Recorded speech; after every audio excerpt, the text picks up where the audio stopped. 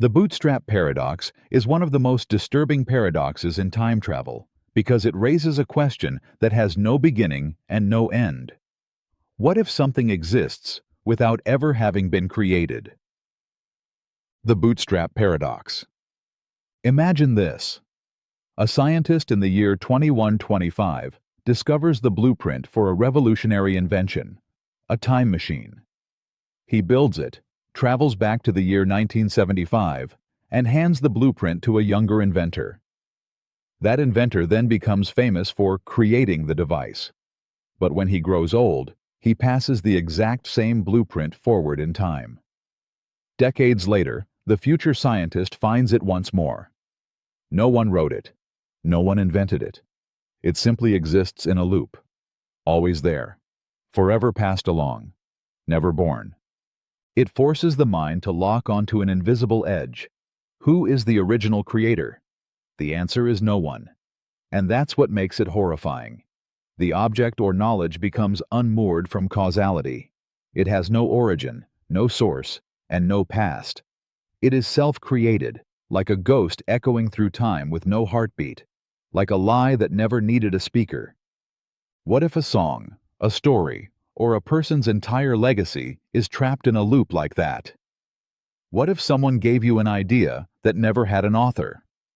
What if you lived a life designed by a blueprint that had no architect? Something inside reality tears when cause and effect begin chasing their own tails. The past no longer births the future. The future becomes the womb of the past. And suddenly, everything collapses into a loop that has always been there, silently screaming with the question, how can something exist if it was never made? The unexpected hanging paradox. The unexpected hanging paradox is a cruel riddle disguised as a promise. A prisoner is told by a judge that he will be hanged next week, but the day of the hanging will be a surprise. He won't know which day until the executioner enters his cell. It could be Monday, Tuesday, any day. He just won't see it coming. The prisoner begins to reason. It can't be Friday, he thinks, because if I'm still alive by Thursday night, then the hanging must be Friday, and that wouldn't be a surprise. So he rules out Friday. Then he thinks, if Friday is impossible, then Thursday must be impossible too, because if I'm alive by Wednesday night, and I know it can't be Friday, then it must be Thursday, and that wouldn't be a surprise either. So he eliminates Thursday. He repeats this logic all the way back to Monday, and with smug confidence concludes the hanging can't happen at all. But on Wednesday morning, guards burst into his cell. He's dragged to the gallows, wide-eyed and screaming. He's shocked, completely unprepared. The hanging was, in fact, a surprise. That's the horror of this paradox. His airtight logic dissolved into ash the moment reality struck. A prediction so perfect it erased itself. A conclusion so clever it betrayed him. This paradox doesn't just challenge reason, it mocks it. It traps logic in a loop and shows how certainty can lead to blindness. The prisoner was right, until he wasn't. And in that moment, the floor vanished, and all that remained was the rope, the gallows, and the cruel grin of a promise fulfilled. The Quine Paradox. The Quine Paradox is a sentence that refers to itself in a way that folds language into a black hole of meaning. It's not just self-referential, it's a trap, a linguistic hallucination that turns the structure of logic against itself. And once you enter it, you start to lose grip on what language is even supposed to do. Here is the sentence. Yields falsehood when preceded by its quotation, yields falsehood when preceded by its quotation. Read it again, slowly. Then try to understand what it's actually saying. It's not lying. It's not telling the truth. It's doing something far more disturbing. It's collapsing the very rules by which truth and lies are judged. You are forced to analyze a sentence that contains itself as a reference. It doesn't talk about anything. It talks about itself, talking about itself. It behaves like a hall of mirrors, where each reflection births another, until you're staring into an infinite tunnel of recursion. Where's the beginning? Where's the point? It's named after philosopher Willard Van Orman Quine, who studied self-reference and logical systems that consume their own structure. The paradox reveals a terrifying vulnerability in language, that a sentence can be syntactically correct, grammatically complete, and yet shred meaning to pieces. It's like language caught in a death spiral, aware of its own structure and chewing through its foundation. Not nonsense, not logic, but something more ancient, more disorienting. Like a thought trying to think itself. The sentence becomes both subject and object, statement and evaluation, mirror and reflection. The Quine Paradox doesn't break language. It shows that language can break itself. The Preface Paradox. The Preface Paradox is the quiet confession every truth seeker makes when no one is looking. Imagine an author who has spent years writing a book.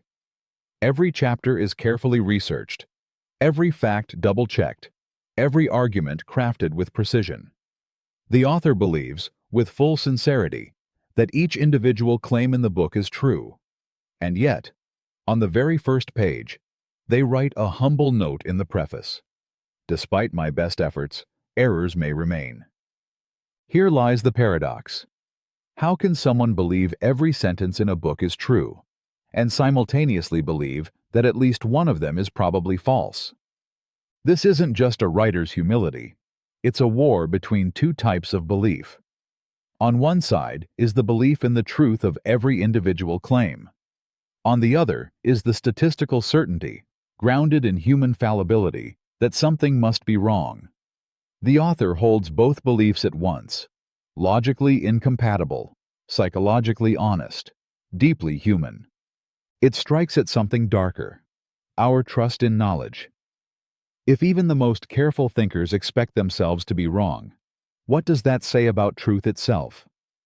How much of what we know is just tolerated error draped in confidence? The Preface Paradox whispers a brutal truth in the margins. That certainty is often a fragile illusion, maintained only by ignoring the contradictions we carry within us. That to be rational is to admit we are probably wrong somewhere, but still move forward as if we aren't. It exposes how even our deepest convictions walk hand in hand with doubt, and how knowledge may be less about knowing and more about learning to live with the possibility of being mistaken. The Glitch Paradox. The Glitch Paradox is the haunting possibility that you'll never know something is wrong, because the very part of you that could detect it has already been corrupted. It begins with a simple question. What if your memory, your thoughts, or your perception had a glitch, and the glitch itself prevents you from noticing it? Imagine remembering a conversation that never happened, a childhood moment that was never real. But you swear by it, you feel it in your bones, and no amount of evidence can convince you otherwise, because your belief isn't just in the memory, it is the memory. Now imagine that glitch spreads, not just to what you remember, but to how you think. A tiny error in your reasoning that makes all other reasoning seem flawless.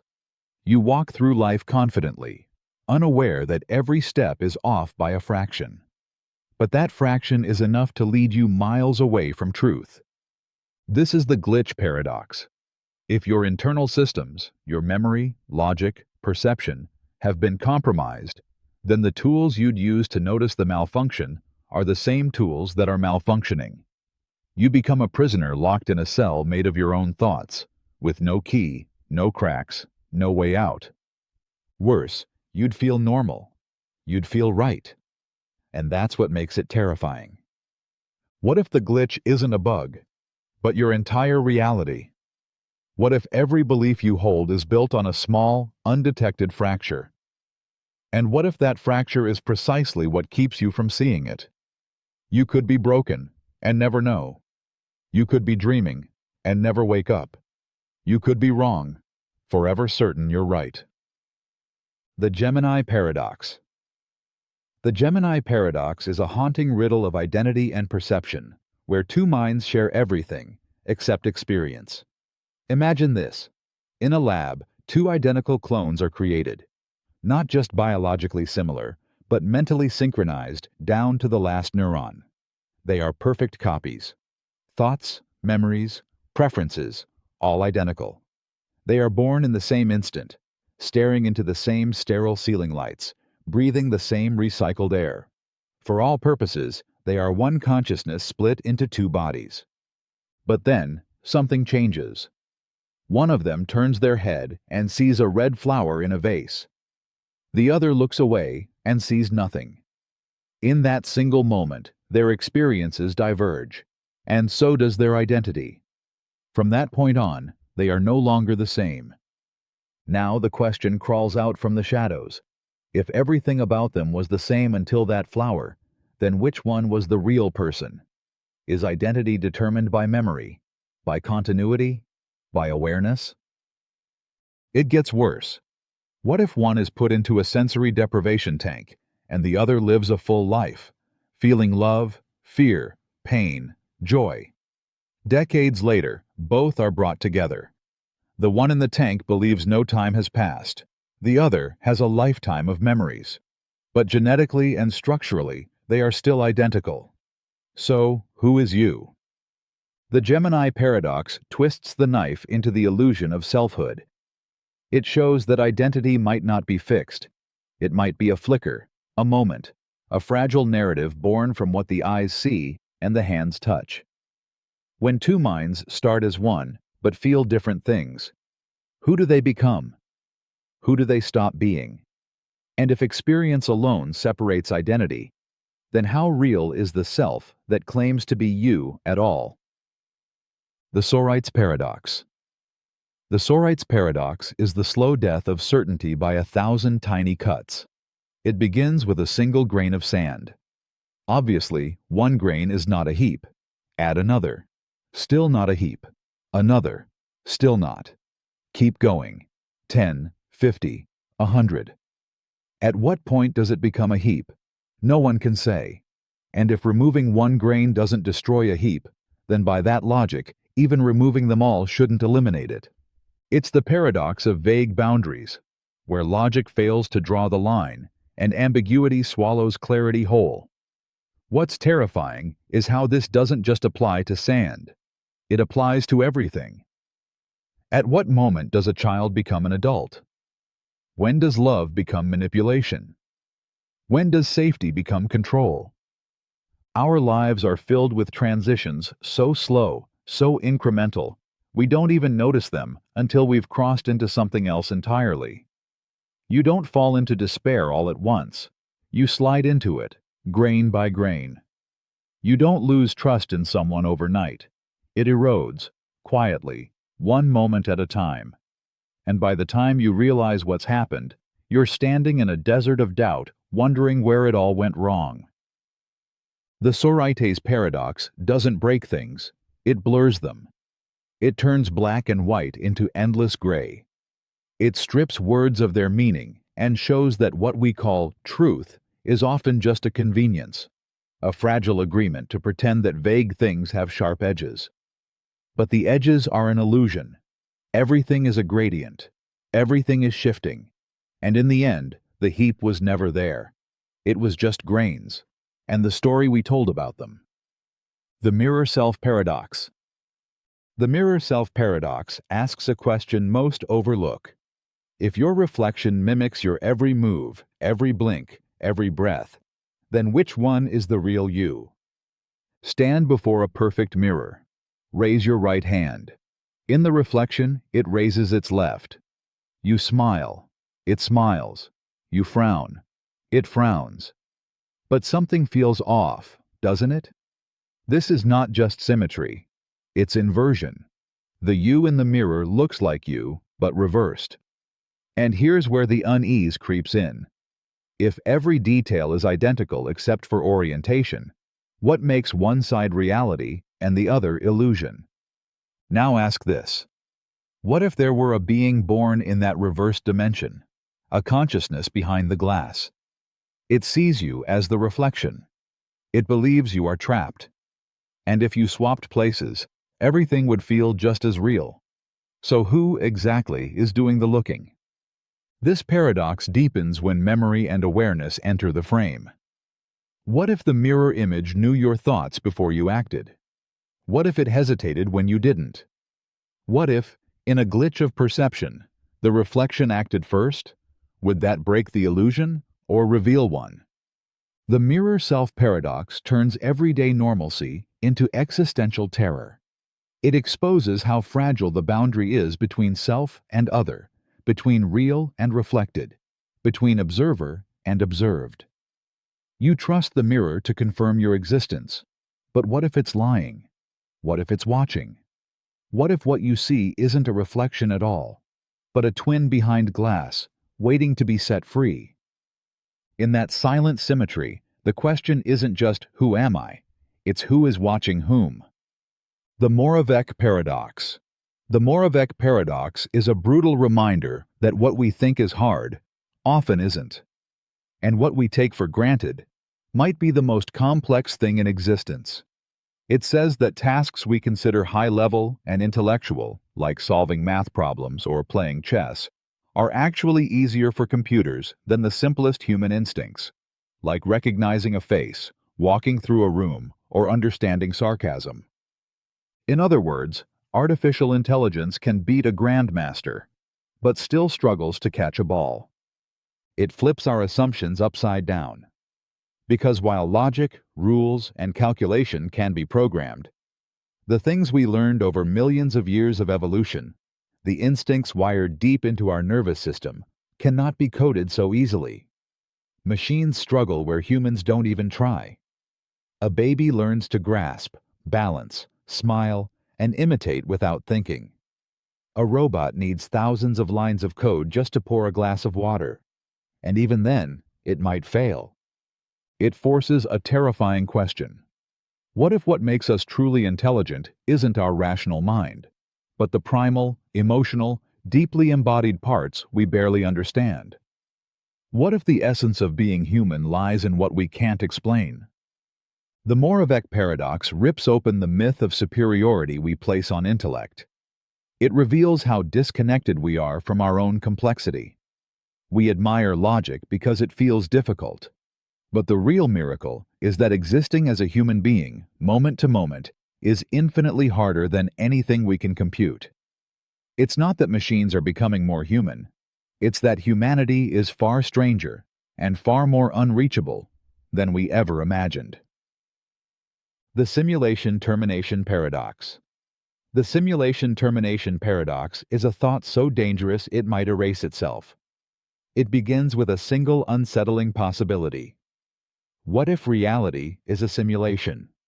Not a metaphor, not an illusion, an actual coded simulation designed and maintained by an intelligence far beyond human comprehension. Everything, love, death, time, pain, is rendered like pixels on a screen. And we are the avatars. Now imagine this. Somewhere in the simulation, a mind begins to suspect. It gathers data, runs tests, follows the glitches. Slowly, terrifyingly, it becomes convinced. This world is not real. It shares its findings. The code is too clean. The constants are too perfect. The patterns too mathematical. People start to wake up. But here's where the paradox begins to devour itself. If the simulation is being observed by its creators, and if the awareness of its own falsehood becomes too strong or too widespread, it risks destabilizing the entire illusion. The creators, watching, might decide to shut it down, delete it, reboot it, silence it. In trying to prove the simulation exists, the very act of proving it becomes the trigger for its destruction. So the paradox forms a loop. The more evidence you find that you're in a simulation, the more likely it is that your discovery will end the simulation, erasing both the truth and the one who found it. Like a trapdoor beneath curiosity, like a thought that kills itself the moment it becomes fully known. It's not just a question of whether we're simulated, it's whether knowing we are would delete us. In that silence between pixels, in the breath between awareness and annihilation, the Simulation Termination Paradox whispers, some truths can only be seen once, and never remembered. Hilbert's Hotel Paradox. Hilbert's Hotel Paradox is a nightmare of infinity dressed as hospitality. Imagine a hotel with an infinite number of rooms, every single one occupied, no vacancies, no exceptions. And yet, when a new guest arrives, the manager says, "No problem." He simply moves the guest in room 1 to room 2, the guest in room 2 to room 3, and so on, shifting every person one room down the line. Suddenly, room 1 is free, and the hotel is still full. Then a bus arrives, with infinite new guests. Still no problem. The manager moves the guest in room 1 to room 2, room 2 to room 4, room 3 to room 6, doubling every room number. The odd-numbered rooms open up, an infinite number of them. Everyone fits. No one leaves. The hotel is full, and somehow has room for more. It's a paradox that laughs in the face of common sense. In Hilbert's hotel, fullness doesn't mean full. Capacity stretches forever. The rules of the finite world dissolve, and reality becomes elastic, surreal, infinite. What does it mean to be full if there's always more room? What does it mean to be infinite if infinity can be doubled, tripled, or squared? Hilbert's Hotel is a place where mathematics and madness meet. It doesn't exist physically, but it exists logically. And that's what makes it disturbing. Because if this kind of infinite logic is possible, then our grasp on space, time, and quantity might be far more fragile than we think. The paradox doesn't just describe infinity. It lets you check in, stay the night, and realize that forever isn't big enough to hold what infinity really is. Zeno's Arrow Paradox. Zeno's Arrow Paradox pierces the heart of motion itself, asking a question that shouldn't be possible. If time is made of still moments, how does anything ever move? Picture an arrow in flight. It cuts through the air, fierce and fast, but frees the scene. At any single instant, the arrow is motionless. It occupies one exact position in space. No blur, no movement, just stillness. And if time is truly composed of such indivisible moments, tiny, frozen slices stacked together, then in every one of them, the arrow isn't flying at all. It's stopped. But stack 1,000 motionless frames, and you still get no motion. Just a slideshow. So how does motion emerge from a collection of stillness? Zeno of Elea posed this paradox over 2,000 years ago, and it still haunts physics and philosophy, because it suggests something deeply unsettling. That motion, as we perceive it, may be an illusion stitched together by consciousness, like a film reel tricking the brain into seeing movement where there is only stasis. It makes time feel like a lie. It makes the present feel like a prison. If every now is a dead stop, then when, exactly, does the arrow move? Worse still, the same logic applies to you. Walking, breathing, falling in love. Every action you take unfolds in moments. But in each frozen frame, you are still. If time is granular, and each grain holds you frozen, then motion is a phantom. Zeno's arrow doesn't just challenge motion. It reveals how your entire experience of life might be nothing more than a flickering illusion, endlessly paused, never truly in motion. The Memory Paradox. The Memory Paradox is a silent scream buried inside your own mind. It begins with a question that seems harmless. How can something be forgotten if it was never remembered? But dig deeper, and the ground begins to shake. Because to know that something is forgotten, you must, at some level, remember it. And if you truly forget something, entirely, absolutely, without trace, how would you ever know it existed? You begin to wonder, how much of your life is built on missing pieces? What moments shaped you, and then vanished without warning? What if the most important thing about you isn't what you remember, but what you've forgotten? Worse still, what if what you believe you remember never happened? Memory is a liar. It edits, erases, rewrites the past to protect or deceive. You trust your memories because you have no other choice. But that trust is blind. What if the people you love, the traumas you survived, the victories you cling to, were all warped by time, or worse, implanted by others? You wouldn't know. You couldn't. The paradox slices deeper when you realize that memory is the foundation of identity. If memories shift, then who are you today? And if something vital was forgotten, something that would change everything, then is your entire life being lived under a false name? To forget is human, but to forget that you've forgotten is existential. The memory paradox isn't just about what slips away. It's about the terrifying possibility that who you are is being built on holes you'll never see. You could be missing everything that matters and feel completely whole. The Grandfather Paradox. The Grandfather Paradox is a time travel riddle soaked in blood and impossibility. It begins with a single action, stepping into the past and killing the man who created the conditions for your existence. You go back in time. You find your grandfather before he ever met your grandmother, and you end his life. Now the paradox begins to scream. If your grandfather dies before your parent is conceived, then you were never born. And if you were never born, then who pulled the trigger? Who traveled back? Who committed the murder? But if you didn't exist, then your grandfather lived. And if he lived, you were born. And if you were born, then you went back in time. And if you went back in time, you killed him. You're trapped in a self-erasing loop, a loop where your own existence sabotages itself with flawless precision. This isn't just a logical puzzle, it's a violation of reality's most sacred law, causality. The chain of cause and effect is torn apart, twisted into a Mobius strip where time devours itself. The past no longer lies behind the present. It folds into it, and your identity collapses under the weight of actions that cancel out the person who chose them. It asks a deeper, more terrifying question. If you could rewrite the past, would the present unravel? Could entire timelines die inside a single decision? Could reality blink, just once, and erase you forever? The Grandfather Paradox doesn't just break time. It breaks the illusion that existence is safe from its own hands. The Anti-Philosophy Paradox. The Anti-Philosophy Paradox is the act of using philosophy to destroy philosophy.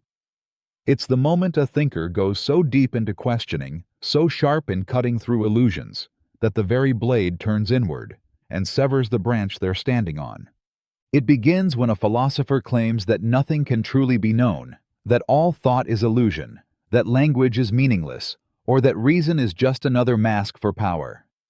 But if that's true, then isn't their own claim also unknowable, illusory, meaningless, and just another play for dominance? The paradox swallows itself. The thinker's greatest insight becomes the undoing of all insights, including their own. It's the snake eating its tail.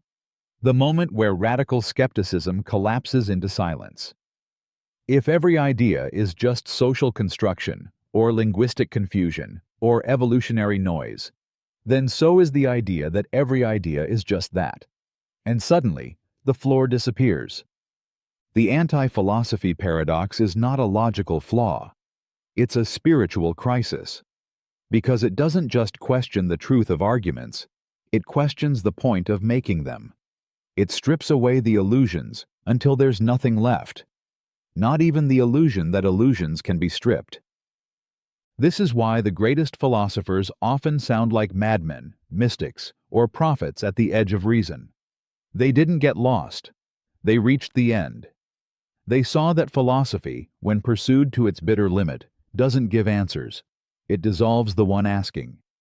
And in that silence, they found something more terrifying than ignorance, the possibility that there is no ground to stand on at all. The Brain-Dead Genius Paradox. The Brain-Dead Genius Paradox is a whisper from the edge of consciousness that dares you to question what thinking truly means. Picture this. A man lies in a hospital bed. No measurable brain activity. No awareness. Machines confirm he's unresponsive, functionally brain dead. But then, somehow, music begins to emerge. Not random noise, but symphonies. Complex. Original. Beautiful. The staff dismisses it as coincidence until patterns emerge. Weeks go by, and entire compositions are found stored in the digital devices around him, written by a mind that should no longer exist. How can intelligence speak without a brain? How can genius survive when the source is silent? This paradox tears through our most sacred belief, that consciousness lives in the brain. That thought requires neurons. That creativity comes from biology. But this case defies it. A mind that cannot think is still thinking. A brain that cannot fire is still composing. It leaves science staring into a black mirror because the instruments say no activity, but the evidence screams otherwise. It asks whether the soul can outlive the machine, whether genius might not be located in gray matter, but somewhere we haven't looked, somewhere unreachable by EEGs or MRIs. And if one brain-dead genius can create, how many others have we buried without listening? The brain-dead genius paradox is not just about a miracle. It's a dagger to certainty. It reminds us that we still don't understand what a thought is, what a mind is, or where the boundaries of consciousness truly begin and end. It's the ghost of brilliance trapped inside silence, and it's calling out, daring anyone to explain how the dead can still think. The Meta-Paradox Paradox. The Meta-Paradox Paradox is a paradox about paradoxes, a self-consuming flame that burns logic at both ends. It arises when you ask, what happens when a paradox contradicts the very idea of paradox itself? What if a paradox is so perfectly formed, so tightly coiled, that it renders all paradoxes, including itself, meaningless? It's like watching a mirror reflect another mirror, then realizing that the image in the middle is watching you. The Meta-Paradox paradox turns in on itself, not just confusing logic, but challenging the idea that confusion itself is a reliable signal of contradiction. Imagine this. A statement says, "This sentence is not a paradox." But the moment you believe it, it becomes one. And if you dismiss it as a paradox, then maybe it wasn't. You can't escape the loop. Every attempt to define it traps you deeper inside it. Every solution collapses into the problem. It mocks the mind. It laughs at reason. It leaves you unsure whether you're holding a puzzle or whether the puzzle is holding you. Because in the end, to claim that paradoxes expose flaws in logic is itself a logical claim. So if paradoxes can exist, they call logic into question. But if they can't, then logic must be perfect, which makes paradoxes impossible, which makes this paradox impossible, which makes it real. The Meta-Paradox paradox doesn't just break the rules, it questions the game, the board, the players, and the very idea that rules ever mattered. It is the dark echo that follows philosophy down every corridor, whispering, what if the ultimate contradiction is trying to resolve contradiction at all? The non-referring paradox. The non-referring paradox is a linguistic snare that traps meaning in a void. It begins with a sentence that seems simple. The present king of France is bald. But hidden inside those words is a collapse in logic that no one can escape from. Because there is no present king of France, the title doesn't refer to anyone. It points to a ghost. So what is the sentence doing? Is it true? No, there's no king, so how could it be true? But it's not false either, because for it to be false, there would have to be a king of France who isn't bald. And there isn't. The sentence floats in a vacuum, untethered to anything real. It refers to nothing, and yet it still exists. It's a sentence about a person who doesn't exist, but somehow still demands to be judged as either true or false. Language insists on meaning. Logic insists on clarity. But this paradox mocks them both. And it doesn't stop there. It bleeds into philosophy, politics, identity. What happens when people speak of things that don't exist? Perfect justice, ultimate truth, divine will, your true self. Are we building realities out of non-referring names? Are we chasing ideas that aren't just abstract, but empty? The non-referring paradox reveals that language can simulate reality even when reality doesn't show up. That we can argue, feel, rage, and believe over things that were never there to begin with. It's a mirror turned toward absence, and it reflects something terrifying. Our thoughts can revolve endlessly around a center that isn't real, and still feel true. The Dream Loop Paradox. The Dream Loop Paradox is the moment you wake up, only to realize you're still dreaming. And then again, and again. Each time, the world feels solid. The people seem real. The pain, the laughter, the memories. They all convince you that you've returned to reality. But you haven't. You're trapped. And the terrifying part is, you no longer know what real means. It starts with a single glitch. A clock melting. A door that shouldn't be there. A voice that doesn't belong. You dismiss it. Your brain patches over the cracks. But something deeper knows. Something buried screams that this is wrong. Then you wake up, gasping, relieved, only to see a version of your room that's slightly off. The light is too warm. Your reflection blinks a second too late, and once again, the floor gives way. You wake up again. This is the Dream Loop Paradox. The mind, caught in a simulation within a simulation, stacking realities like Russian dolls until identity, memory, and perception blur into a haze of almost truths. If each layer feels real, how would you ever know which one is? It unearths a deeper fear, that consciousness may not be a light switch, but a maze with no exit. That even this moment, reading these words, could be part of another layer. That the hands typing, the voice narrating, the room around you, all of it could dissolve the moment you wake up again, and again, and again, until the concept of waking itself becomes just another dream. And the one thing you thought could save you, awareness, becomes the very prison you can't escape. The First Cause Paradox. The First Cause Paradox is a riddle that sits at the root of everything, silent and unsolvable.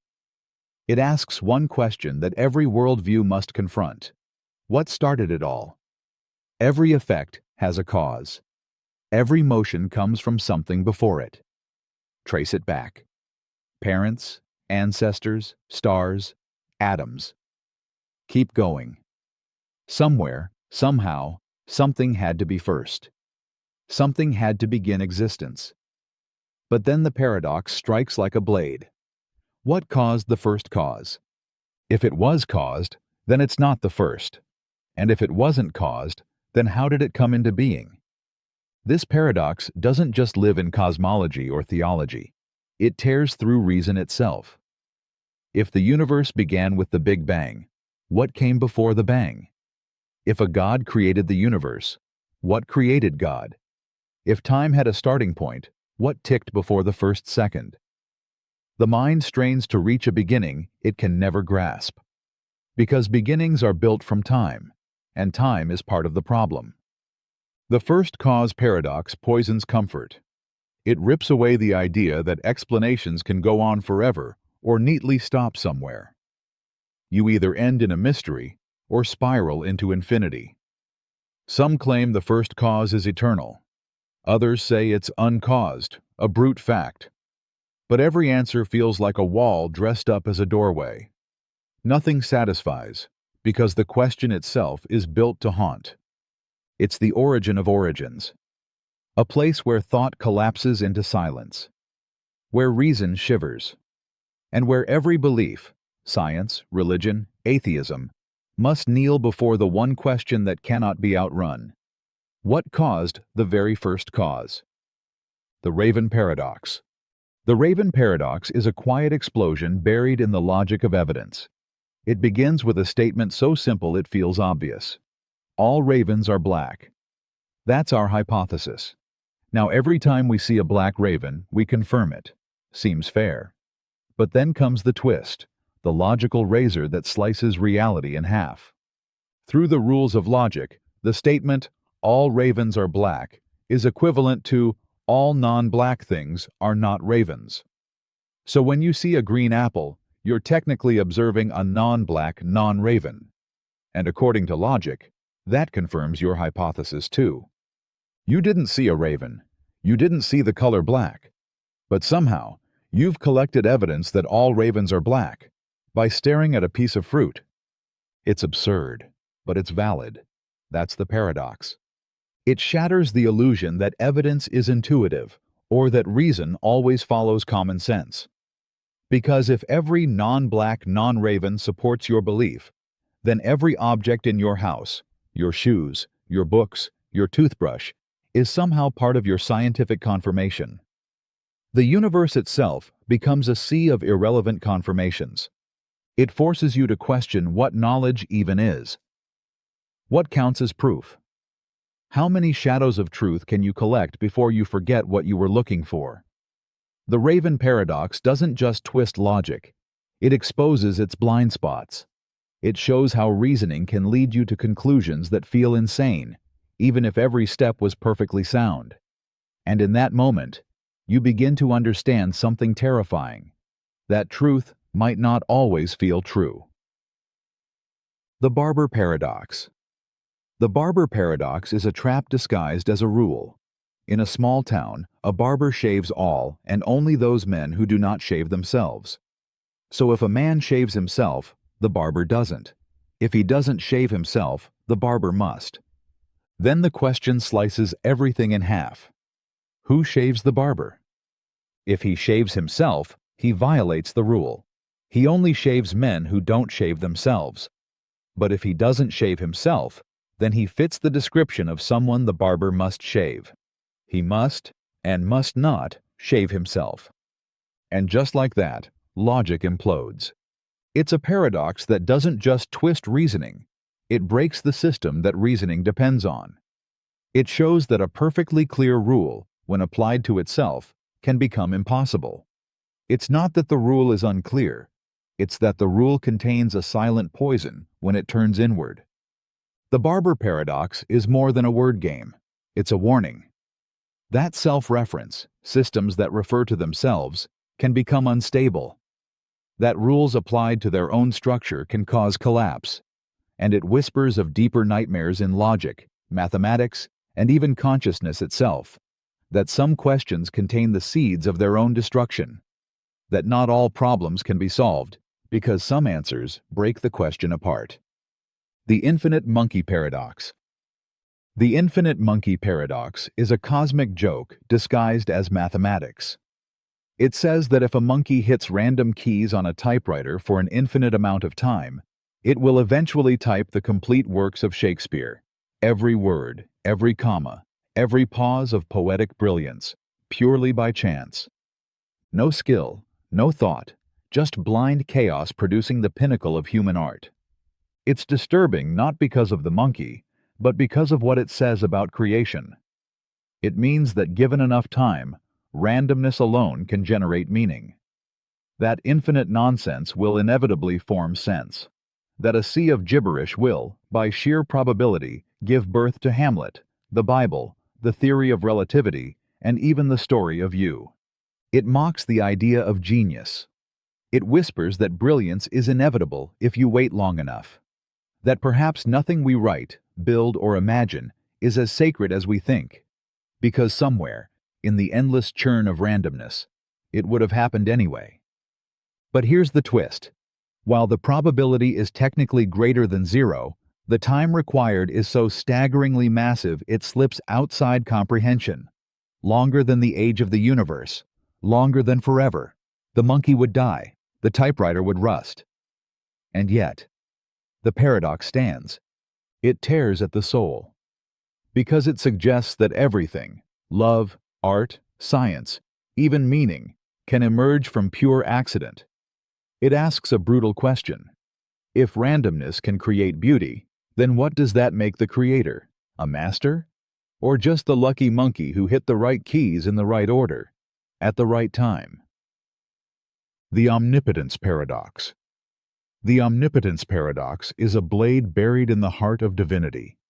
It asks a question so sharp, so unrelenting, that it tears the very concept of all-powerfulness into pieces. Can an omnipotent being create a rock so heavy that even it cannot lift it? If the answer is yes, then the being is not all-powerful, because it cannot lift the rock. If the answer is no, then the being is still not all-powerful, because it cannot create the rock. Either way, omnipotence breaks under its own weight. The paradox creates a trap in which infinite power seems to defeat itself. But the horror of the Omnipotence Paradox runs deeper than a logical contradiction. It reveals something more terrifying: that even perfection has limits when bound by logic. That the very idea of limitless power may be logically impossible, a fantasy that collapses the moment it touches reason. And if even a god is bound by the rules of logic, is it truly free? Or is logic the one thing even the divine must obey? It's a question that has haunted philosophers, theologians, and mystics for centuries. Because it doesn't just question power, it questions possibility. It makes us wonder if there are truths so deeply embedded in the fabric of existence that not even the Creator could unweave them. The Omnipotence Paradox doesn't ask if God exists. It asks if God can exist logically. And when logic itself becomes the cage, all power, no matter how infinite, begins to rattle the bars from the inside. The Liar Paradox. The Liar Paradox is a sentence with a knife in its own back. It simply says, "This sentence is false." And in that one loop of words, logic begins to unravel. If the sentence is true, then what it says must be the case, so it must be false. But if it's false, then what it says isn't true, so it must be true. It flips back and forth endlessly, never landing, never resolving. Truth becomes a mirror facing itself, reflecting contradiction after contradiction until the glass shatters. It doesn't just confuse language, it poisons certainty. Because if a sentence can be both true and false at the same time, then what does that say about truth itself? If logic allows for something that can't exist, then is logic broken? Or is reality not what we thought? The Liar Paradox isn't just a riddle.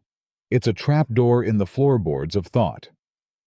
Philosophers, linguists, and mathematicians have tried to patch it for centuries. Some say the sentence is meaningless. Others build complex systems to keep paradoxes out. But no matter how high the walls, the Liar Paradox slips through the cracks. Because it isn't nonsense, it's precision turned against itself. And the deeper horror is this: language is how we think. If words can lie about themselves, then thoughts can too. Your own mind can contain loops that lead nowhere, convictions that consume themselves. And if truth can be a lie, and a lie can be true, then the voice inside your head may not be speaking sense. It may just be whispering. This sentence is false. The Lottery Paradox. The Lottery Paradox is a quiet crisis hiding inside rational thought. It begins with something simple: a fair lottery with one winning ticket and millions of losers. You look at a single ticket. Statistically, the chance it will win is so small that it's rational to believe it won't.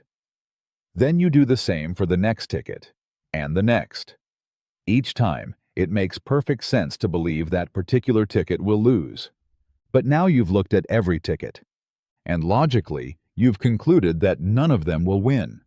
But that's impossible, because one must win. This is the paradox. It's rational to believe of each individual ticket that it will lose, but irrational to believe that all of them will. You end up with a pile of individually reasonable beliefs that, when combined, lead to a conclusion you know is false. It feels like trust has turned against itself, like reason has betrayed you with its own rules. It shows that even rational thinking, methodical, cautious, based on evidence, can spiral into contradiction when applied too far. That you can be right about everything in isolation and still be completely wrong when you zoom out. The lottery paradox isn't about gambling. It's about belief. It's about how certainty can fracture under pressure and how truth can disappear when you try to hold too many fragments of it at once. It whispers that logic doesn't always protect you, that sometimes the more rational you become, the deeper you fall into doubt. The Ship of Theseus.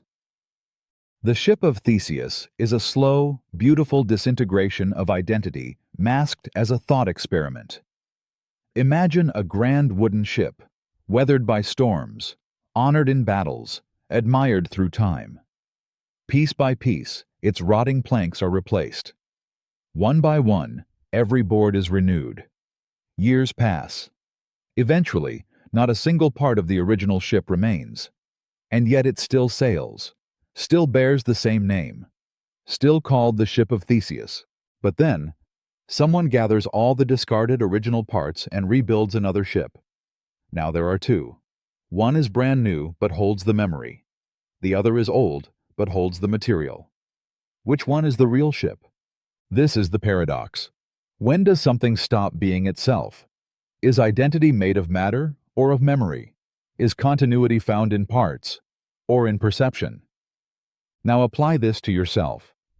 Your body has regenerated almost every cell. Your thoughts have evolved. Your beliefs have shifted. Your memories have blurred. The person reading this is not the same person who first learned to speak, or fell in love for the first time, or felt the sting of their first betrayal. But you're still you, aren't you? The Ship of Theseus slices open the illusion of permanence. It asks if identity is just a story we repeat, so that the decay doesn't feel like loss, so that change doesn't feel like death. But if you can be rebuilt slowly without ever noticing, then maybe the scariest question isn't who you are. It's whether you were ever really there at all. The Twin Paradox. The Twin Paradox is a time-bending riddle that fractures our understanding of aging, motion, and reality itself. It begins with two twins, identical in every way. One stays on Earth, the other boards a spaceship traveling near the speed of light. Years pass. For the twin on Earth, time ticks forward like always. But when the traveler returns, something impossible has happened. They are younger. Not just by days, sometimes by decades. Two lives. Same starting point, same biology, but different timelines. How? Einstein's theory of special relativity tells us that time slows down for objects in motion relative to others. But this isn't just theory. It's been measured. Atomic clocks flown on planes tick slower than those on the ground. Time literally bends with speed. And that's where the paradox pierces the mind.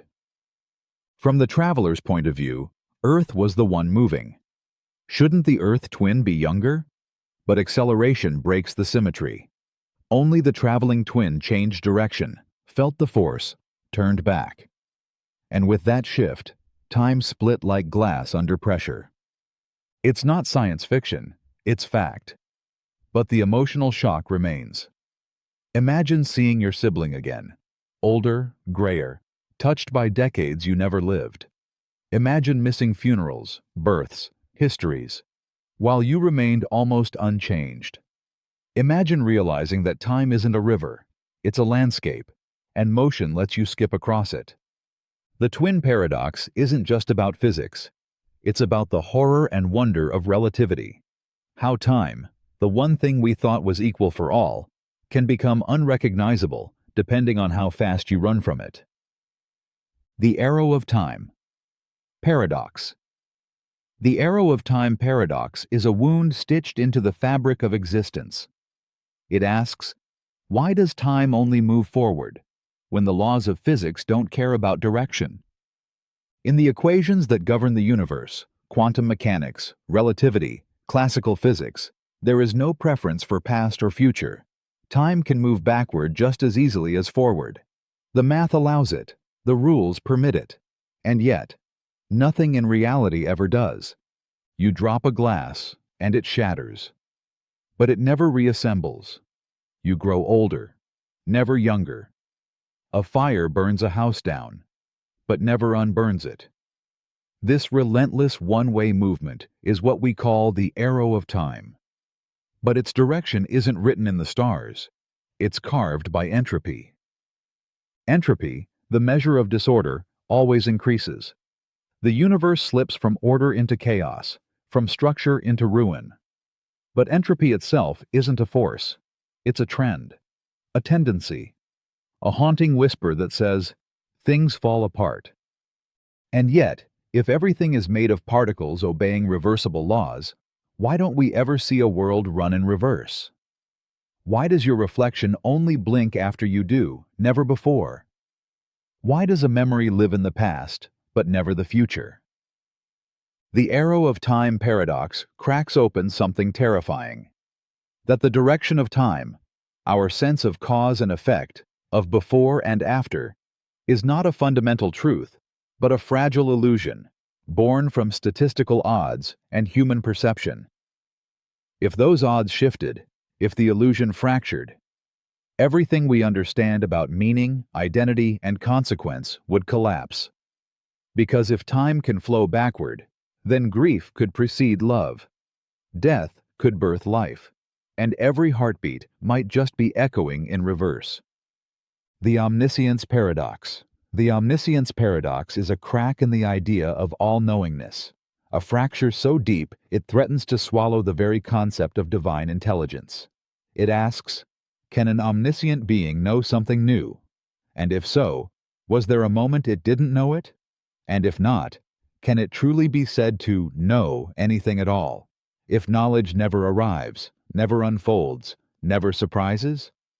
It begins to feel more like entrapment than power. An omniscient mind knows the past, the future, every thought you'll ever have, even the ones you haven't thought yet. But that means it cannot learn. It cannot discover. It cannot wonder. There is no awe, no curiosity, no unfolding mystery, only total, eternal, suffocating certainty. Everything already exists within it, static and dead. Now imagine that being trying to create. To create, it must choose. To choose, it must prefer. But how can anything be preferred when all options are already known, weighed, resolved before the moment even arrives? Creation becomes reenactment. Will becomes illusion. Freedom collapses into fate.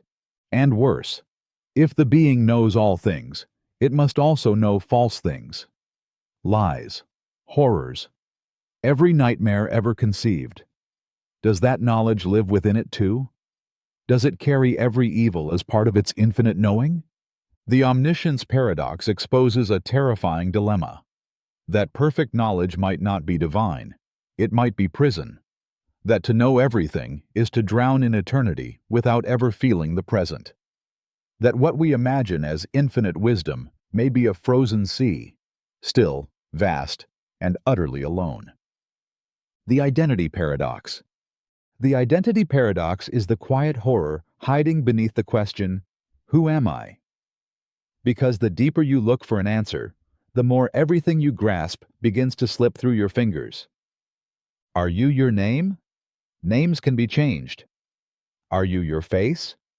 Faces age, morph, get altered. Are you your thoughts? Thoughts shift by the second. Beliefs you once swore by are now strangers.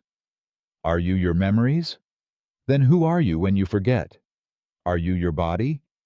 Then what happens when it's broken, sick, or replaced? Strip it all away, your appearance, your past, your preferences, your relationships, and something inside you still whispers, "This is me." But what is that voice? Where is it? Can you point to it? Touch it? Prove it? The Identity Paradox is the realization that the thing you most call I may not exist in the way you believe. It may not be a thing at all, but a process, a story, a fragile illusion your brain creates to make sense of the chaos inside. And yet, despite this unraveling, you still feel like someone. You still wake up inside the same skin, speak from the same mouth, ache in the same places. But what if that sense of continuity is just momentum, habit dressed as truth? The paradox doesn't just question identity, it detonates it.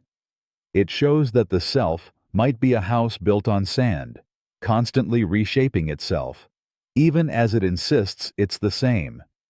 And if the core of who you are can't be found, then what are you but a ghost made of mirrors, endlessly reflecting back a question with no answer? The paradox of tolerance. The paradox of tolerance is a moral trap disguised as virtue. It asks a brutal question. Should a tolerant society tolerate intolerance? At first, the answer seems obvious. Yes.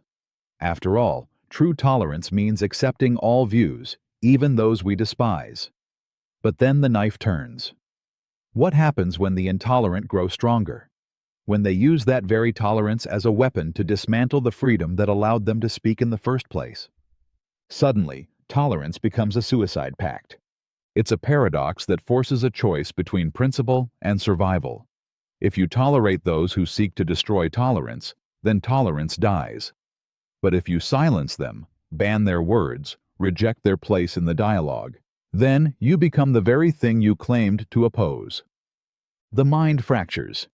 Because no matter what path you choose, something sacred is lost. Either you allow hate to grow in the name of freedom, or you betray freedom in the name of protection. And the deeper horror is that intolerance often wears a mask. It speaks the language of reason. It demands its fair share of the stage. It pretends to be just another voice, until it has the power to silence all others. The paradox of tolerance isn't about kindness. It's about survival.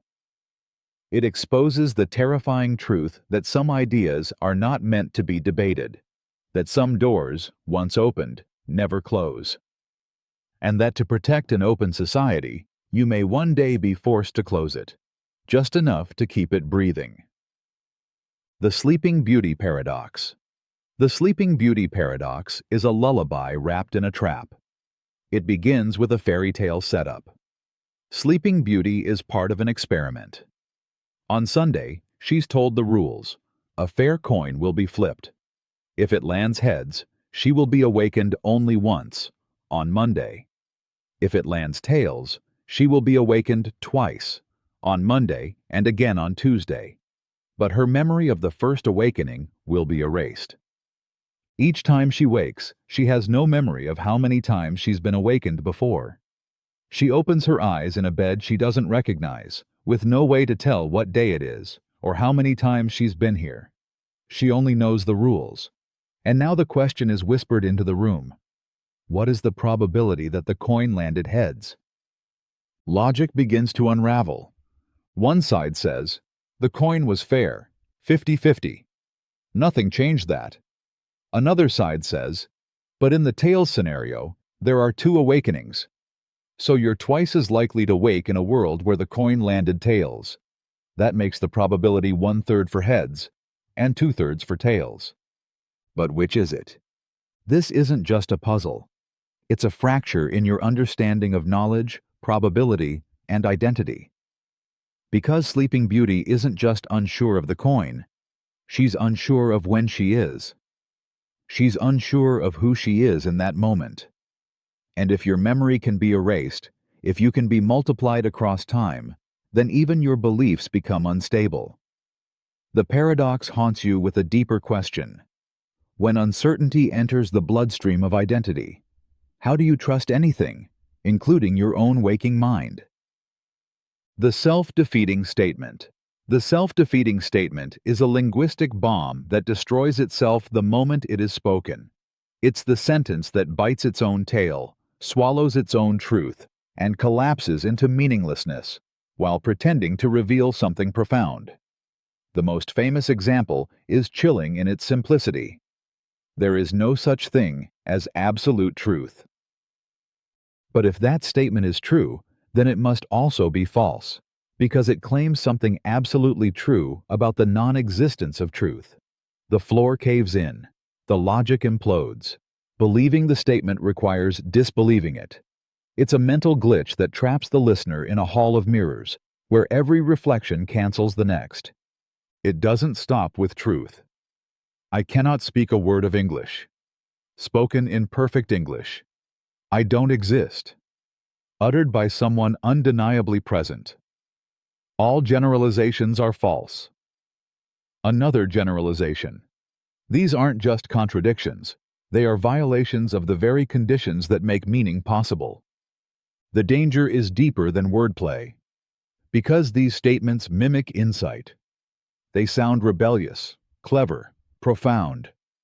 They seduce the mind with the illusion of wisdom while detonating the very tools needed to think. And in a world drowning in half-truths, misinformation, and weaponized rhetoric, the self-defeating statement is the most insidious kind of lie, the one that erases the possibility of truth itself. It doesn't just reject reason, it infects it. And the moment you repeat it, agree with it, or defend it, you've already become part of the paradox, trying to hold a shape made of smoke, collapsing the ladder you're standing on. The Crocodile Paradox. The Crocodile Paradox is a cruel loop disguised as a promise. A child is taken by a crocodile. The reptile, intelligent and twisted, turns to the grieving parent and offers a deal. I will return your child if, and only if, you correctly predict what I will do next. The parent, desperate, replies, "You will not return my child." And now the crocodile is trapped. If he returns the child, then the parent's prediction was wrong, which breaks the deal. But if he doesn't return the child, then the prediction was right, and he must return the child. No matter what the crocodile does, he violates the condition. Logic ties itself into a knot that strangles any way out.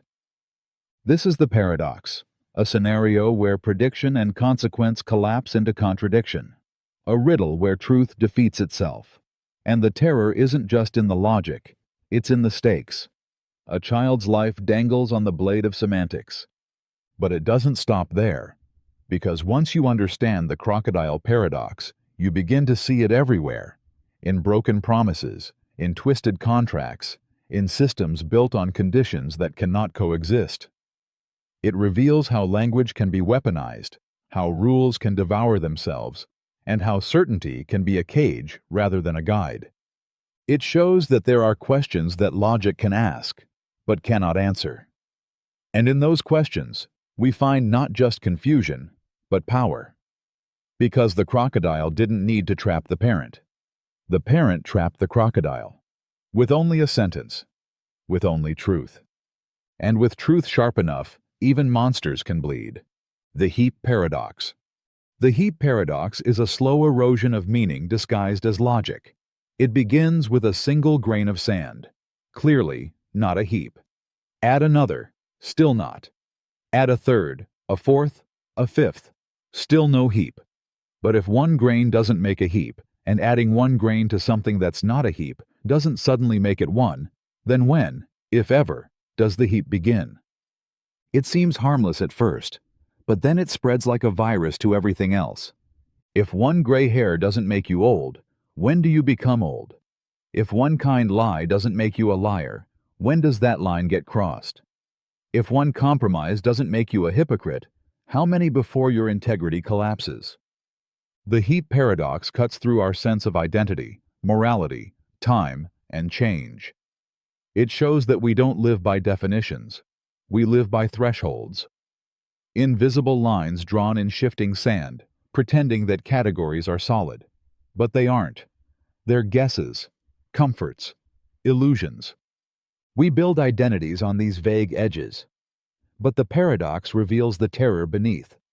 That we are always becoming, never arriving. That everything is a gradient, and the moment you try to define it, it slips through your fingers. It's not just about sand.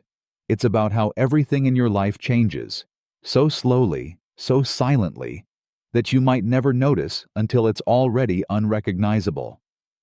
You think you're still the same person, but grain by grain, day by day, something else has been forming. And one day, you look back, and you are the heap, and you can't remember when it happened. The Eternal Recurrence Paradox. The eternal recurrence paradox is the most chilling question ever whispered by time. What if this exact moment has happened before, and will happen again, forever? Not metaphorically, literally. Every blink, every breath, every heartbreak and triumph, repeating endlessly in an infinite loop of identical lives, stretched across the cosmic fabric like a song stuck on repeat. The idea doesn't ask if you will live again. It insists that you already have. Countless times. That you are not reading these words for the first time. You're remembering the memory of remembering them. That your future is your past, and your past is your future, and free will is just a rerun you forgot was playing. The paradox begins with a cruel symmetry. If the universe is infinite and time eternal, then every configuration of matter, every thought, every life, every tragedy must repeat, not once, not twice, but infinitely. And in that infinite loop, you return. Not a version of you. You. It shakes your foundation. If nothing is new, then nothing is meaningful. If you've wept the same tears an endless number of times, what is grief but a script you are doomed to recite forever? And yet, buried in its horror is a blade of clarity. If this moment is fated to repeat for all eternity, would you live it differently? Or exactly the same? Because in that choice, the impossible choice, you glimpse a terrifying kind of freedom. A freedom not from repetition, but from regret. The eternal recurrence paradox doesn't threaten death. It threatens immortality. A closed circle with no exit. A universe where the most haunting question is not why we die, but why we live the same life again and again, and never remember. The Fermi Paradox. The Fermi Paradox is the silence that screams louder the more you listen. It asks the question that haunts the night sky. Where is everybody? With billions of galaxies, trillions of stars, and uncountable planets, mathematically, alien life should not just exist, it should be everywhere. The universe should be buzzing with signals, blinking with lights, echoing with voices. But instead, nothing. No ships, no messages, no undeniable trace, just cosmic quiet. And that silence isn't peaceful, it's terrifying.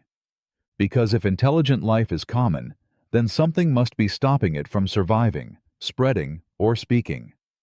Some invisible wall, some great filter that wipes civilizations away before they can call out. Maybe they destroy themselves with their own brilliance, war, AI, climate, pride. Or maybe the universe itself is hostile. Gamma rays, rogue planets, predators beyond imagining. But if life isn't common, if we are truly alone, then that's even more disturbing. It means that out of all the infinite chances, we are the only ones who made it. The only ones watching the stars. The only ones wondering who else might be out there. The Fermi Paradox doesn't just question aliens. It questions destiny. It questions survival. It questions whether we're early or already too late. Whether we're the miracle or the mistake. And it leaves us staring into the void, asking a question so large it folds the soul in half. Is the silence out there, or within us? The Observer Paradox. The Observer Paradox is the quiet realization that nothing is ever truly untouched, because the very act of looking changes what is seen. In science, it appears when measuring a system alters the system itself. But beneath that cold technical shell is something far more unsettling. The idea that observation creates distortion, and that there may be no such thing as pure truth, only truth observed through a cracked lens. It's most famously whispered by quantum mechanics, where particles exist in a haze of probabilities until someone watches, and then they collapse into form. Electrons behave like waves until you try to measure them. Photons pass through two slits, until a detector is placed, and suddenly they pick a path. As if the universe plays differently when it's being watched. As if consciousness itself bends reality. But the observer paradox doesn't end in the lab. It spills into psychology, into surveillance, into identity. People act differently when they know they're being seen. You smile when a camera turns on. You stiffen when eyes are on you. Observation corrupts authenticity. It breeds performance. It shapes behavior. And soon, you no longer know if what you're witnessing is real, or just a mask reacting to your gaze. It's a haunting feedback loop. The watcher shapes the watched, and the watched shapes the world being observed. Truth becomes relational. Perception becomes power. And the self becomes a performance constantly rewritten in response to invisible eyes. The observer paradox isn't just about physics. It's about existence. And it asks one devastating question. If everything changes when it's observed, then what remains when no one is looking? What is real, when no one is watching to make it so? The paradox of inquiry. The paradox of inquiry is the riddle that stops thought before it even begins. It asks a question that shatters the process of questioning itself. How can you search for something if you don't know what it is? And if you already know what it is, why search at all? It's the ancient dilemma from Plato's dialogue Meno, but it lives in every attempt to understand anything. If you're completely ignorant of a thing, you wouldn't recognize it even if it were right in front of you. And if you already know it, then inquiry is pointless. So either you can't find it, or you never needed to. It traps the mind between blindness and redundancy, a kind of epistemological paralysis. How do you begin the search for truth if the very tools you need, recognition, comparison, judgment, require a glimpse of what you're looking for? It's not just a philosophical puzzle, it's a deep existential wound. It echoes in therapy, in spiritual journeys, in the agonizing question, who am I? Because the more you seek yourself, the more it slips into shadow. If you don't know what the self is, how can you ever be sure you've found it? The paradox of inquiry turns knowledge into a hall of mirrors. It exposes the circular logic hidden in curiosity. And it plants the terrifying seed that all learning might be a lie we tell ourselves. So we don't have to admit that we were never truly lost. Only blind, only guessing, only reaching out in the dark, hoping that what we touch is what we're meant to find. The paradox of fiction. The paradox of fiction is the strange ache in your chest when you cry for someone who never existed. It's the tears you shed for a dying character, the fear that grips you in a horror film, the love you feel for a person born from ink and imagination. It's real emotion for unreal people, and it should be impossible. You know they're not real. You know the actor is pretending, the animation is drawn, the story is scripted. Yet your heart doesn't care. It reacts. It believes. Why? Here is the paradox. How can you feel genuine emotion for something you don't believe exists? To be afraid, you must believe there's danger. To grieve, you must believe there's loss. But when watching a movie or reading a book, you don't believe. You pretend. And yet the emotion is no less real. Your body tenses, your pulse quickens, your eyes well up. It's a fracture between logic and experience. You know it's fiction, but your nervous system doesn't. Emotion flows toward illusion like water toward gravity. And this realization is disturbing, because it means that feeling doesn't require truth, that the deepest parts of you can be moved, shaped, even manipulated by things you consciously know to be false. It means that stories aren't just entertainment, they're machinery for emotion. They bypass reason, pierce your defenses, and make you feel something deeply about nothing at all. The paradox of fiction tears at the boundary between real and unreal, showing that belief isn't required for emotion to bloom. And if false things can move you more than real ones, then what is your heart actually loyal to? Truth, or illusion that feels better than truth? The paradox of the stone. The paradox of the stone is a quiet detonation at the heart of omnipotence. It asks, can an all-powerful being create a stone so heavy that even it cannot lift it? At first glance, it seems clever. Then it unravels into something far more unsettling, a question that exposes the limits of limitless power. If the being can create such a stone, then there's something it can't do. Lift it. But if it can't create it, then there's something it can't do. Make it.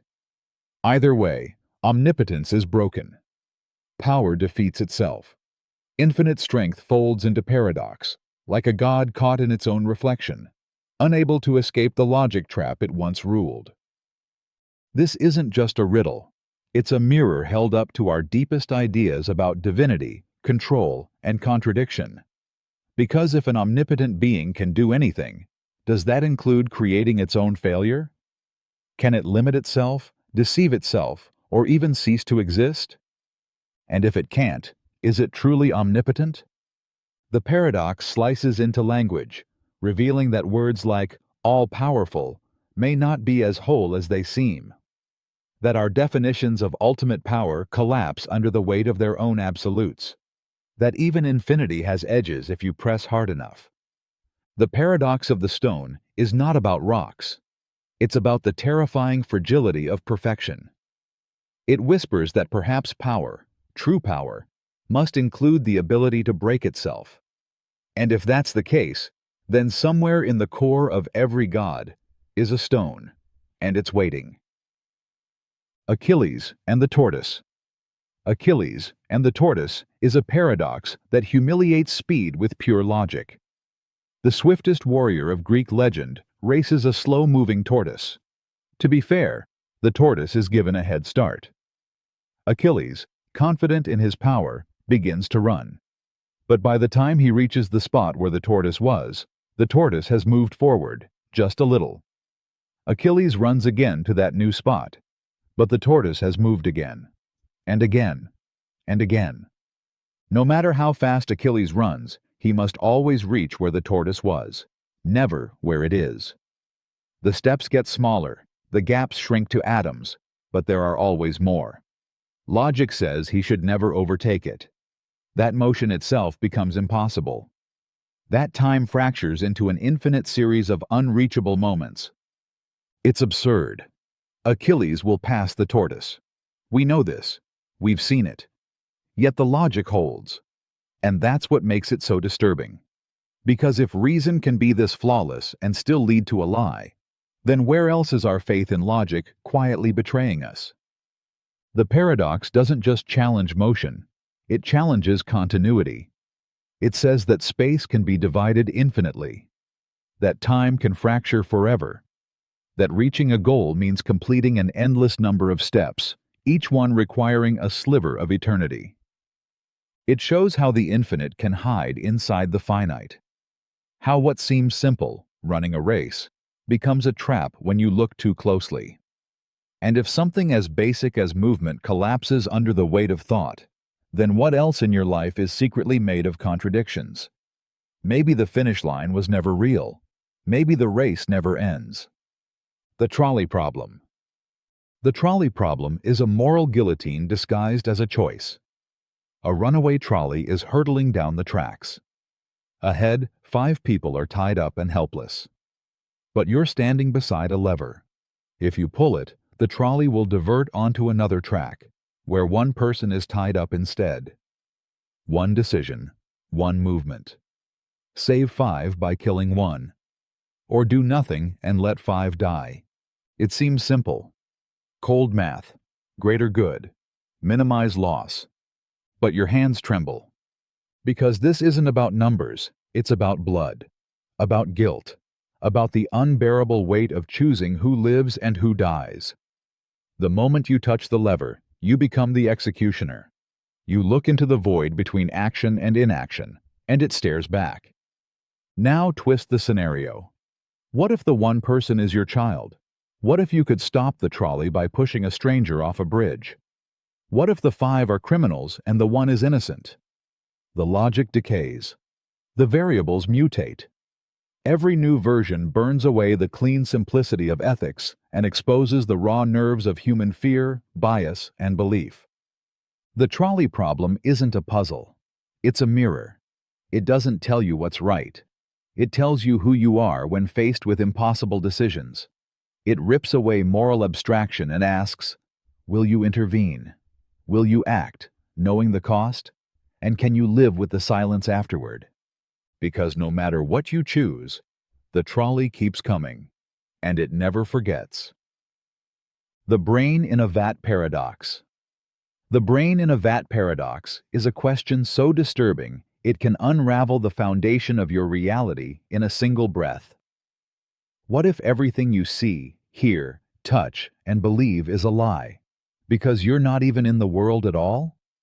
You're just a brain, floating in a vat, wired to a machine. It sounds like science fiction, but its terror lies in its plausibility. If your brain were removed, suspended in fluid, and fed artificial signals identical to those your senses normally receive, you wouldn't know. You'd see the sky, feel the wind, taste food, love people, while your actual body doesn't exist. Your entire world is nothing more than electrical impulses curated by a simulation. And every memory you have? Programmed. Every belief? Implanted. The paradox is this.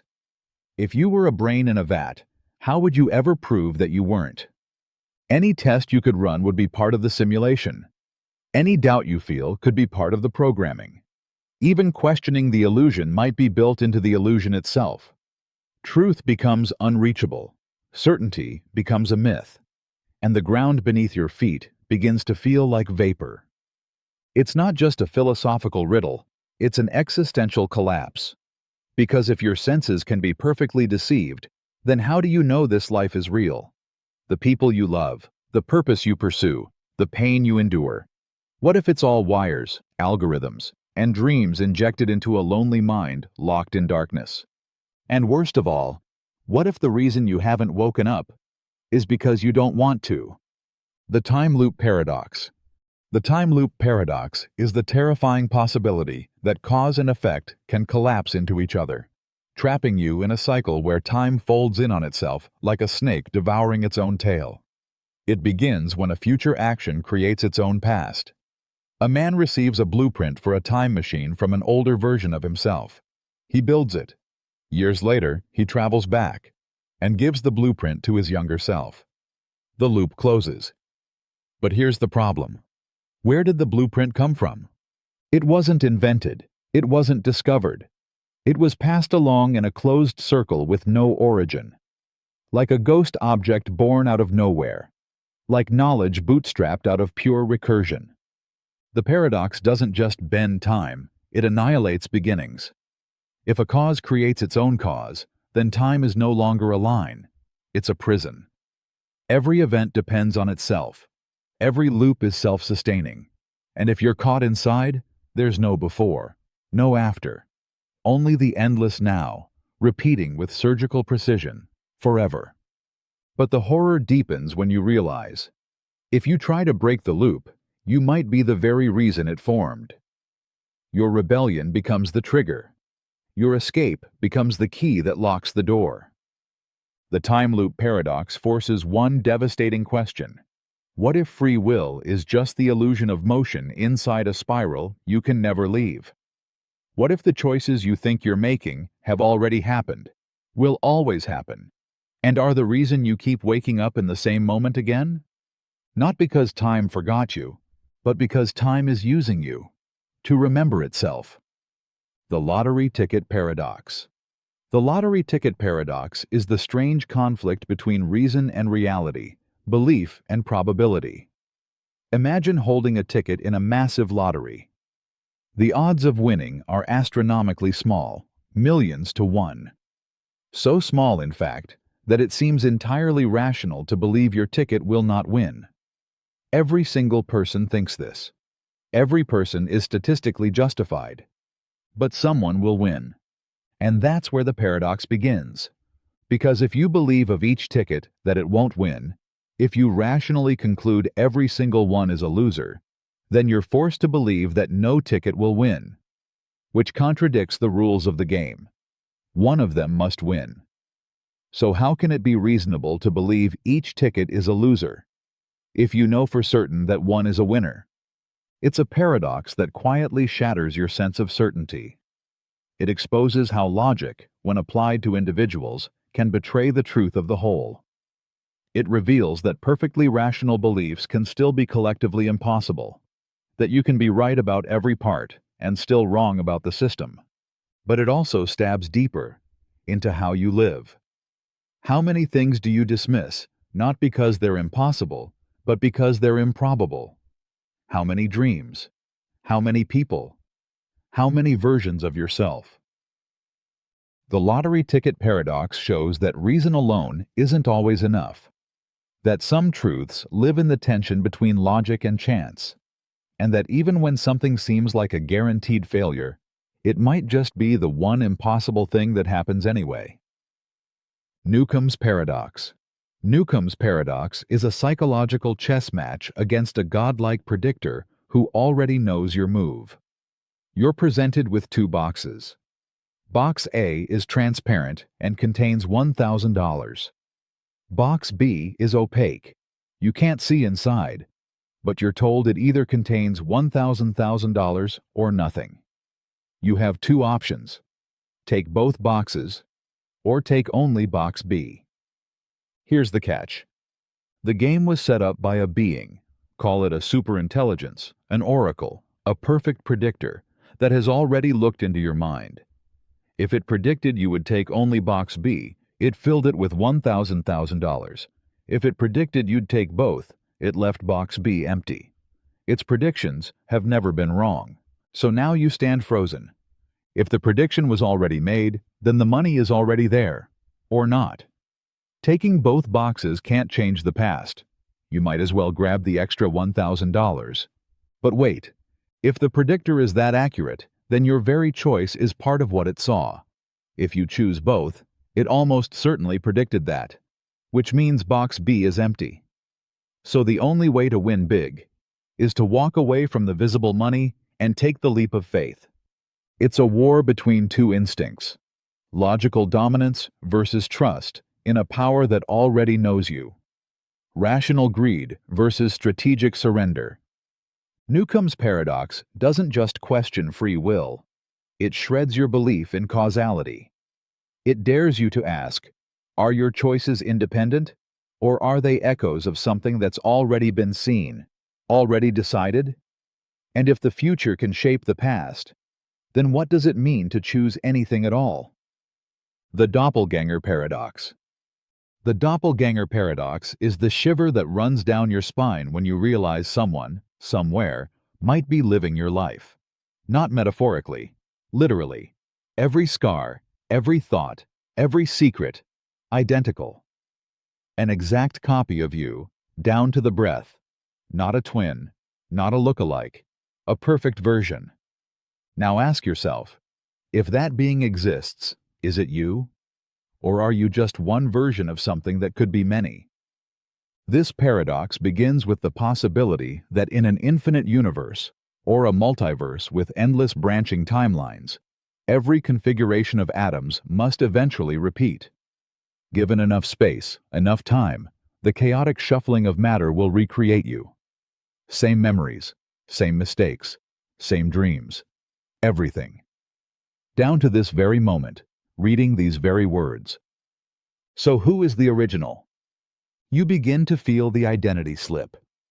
If someone else is living your exact life, if every decision, every heartbeat is mirrored, what makes you special? If you met this perfect version of yourself and stood face to face, what would happen? Would one of you vanish? Would the universe rip? Or would nothing happen at all? Worse yet, what if they're living your life better? Smiling more, failing less? What if the only difference between you and them is that they're winning? The Doppelgänger Paradox isn't just about duplication, it's about ownership. If another you exists, then what does it mean to be you at all? And if identity can be copied, repeated, replaced, then who is standing behind your eyes right now? The original? Or just one echo in an endless hall of mirrors? The Quantum Suicide Paradox. The Quantum Suicide Paradox is a thought experiment that doesn't just flirt with death. It drags you into a room, hands you a gun, and forces you to confront the brutal possibility that you can never die, but only the versions of you that aren't here. It begins with the multiverse. Every quantum event splits reality into multiple outcomes. In one universe, the light turns red. In another, it stays green. In one, the glass breaks. In another, it doesn't. Now imagine a deadly experiment, a gun wired to a quantum trigger. If the particle spins one way, the gun fires. If it spins the other, it clicks harmlessly.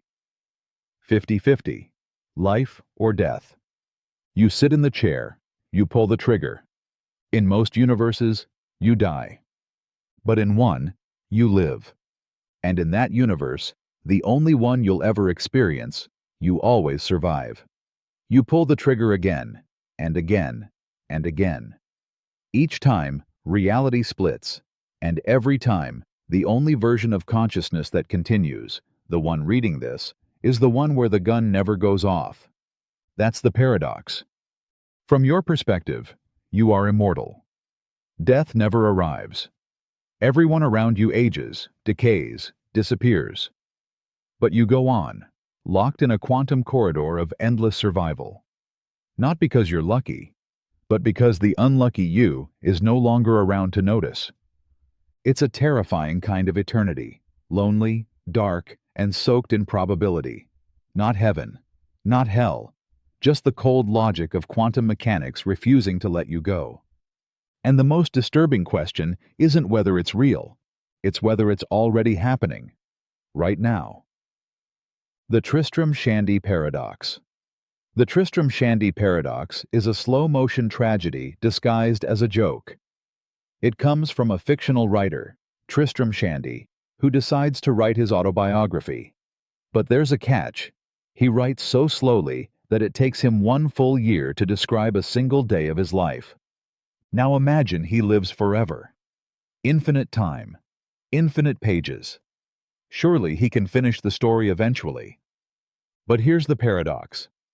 For every new day he lives, he adds a full year's worth of writing to catch up.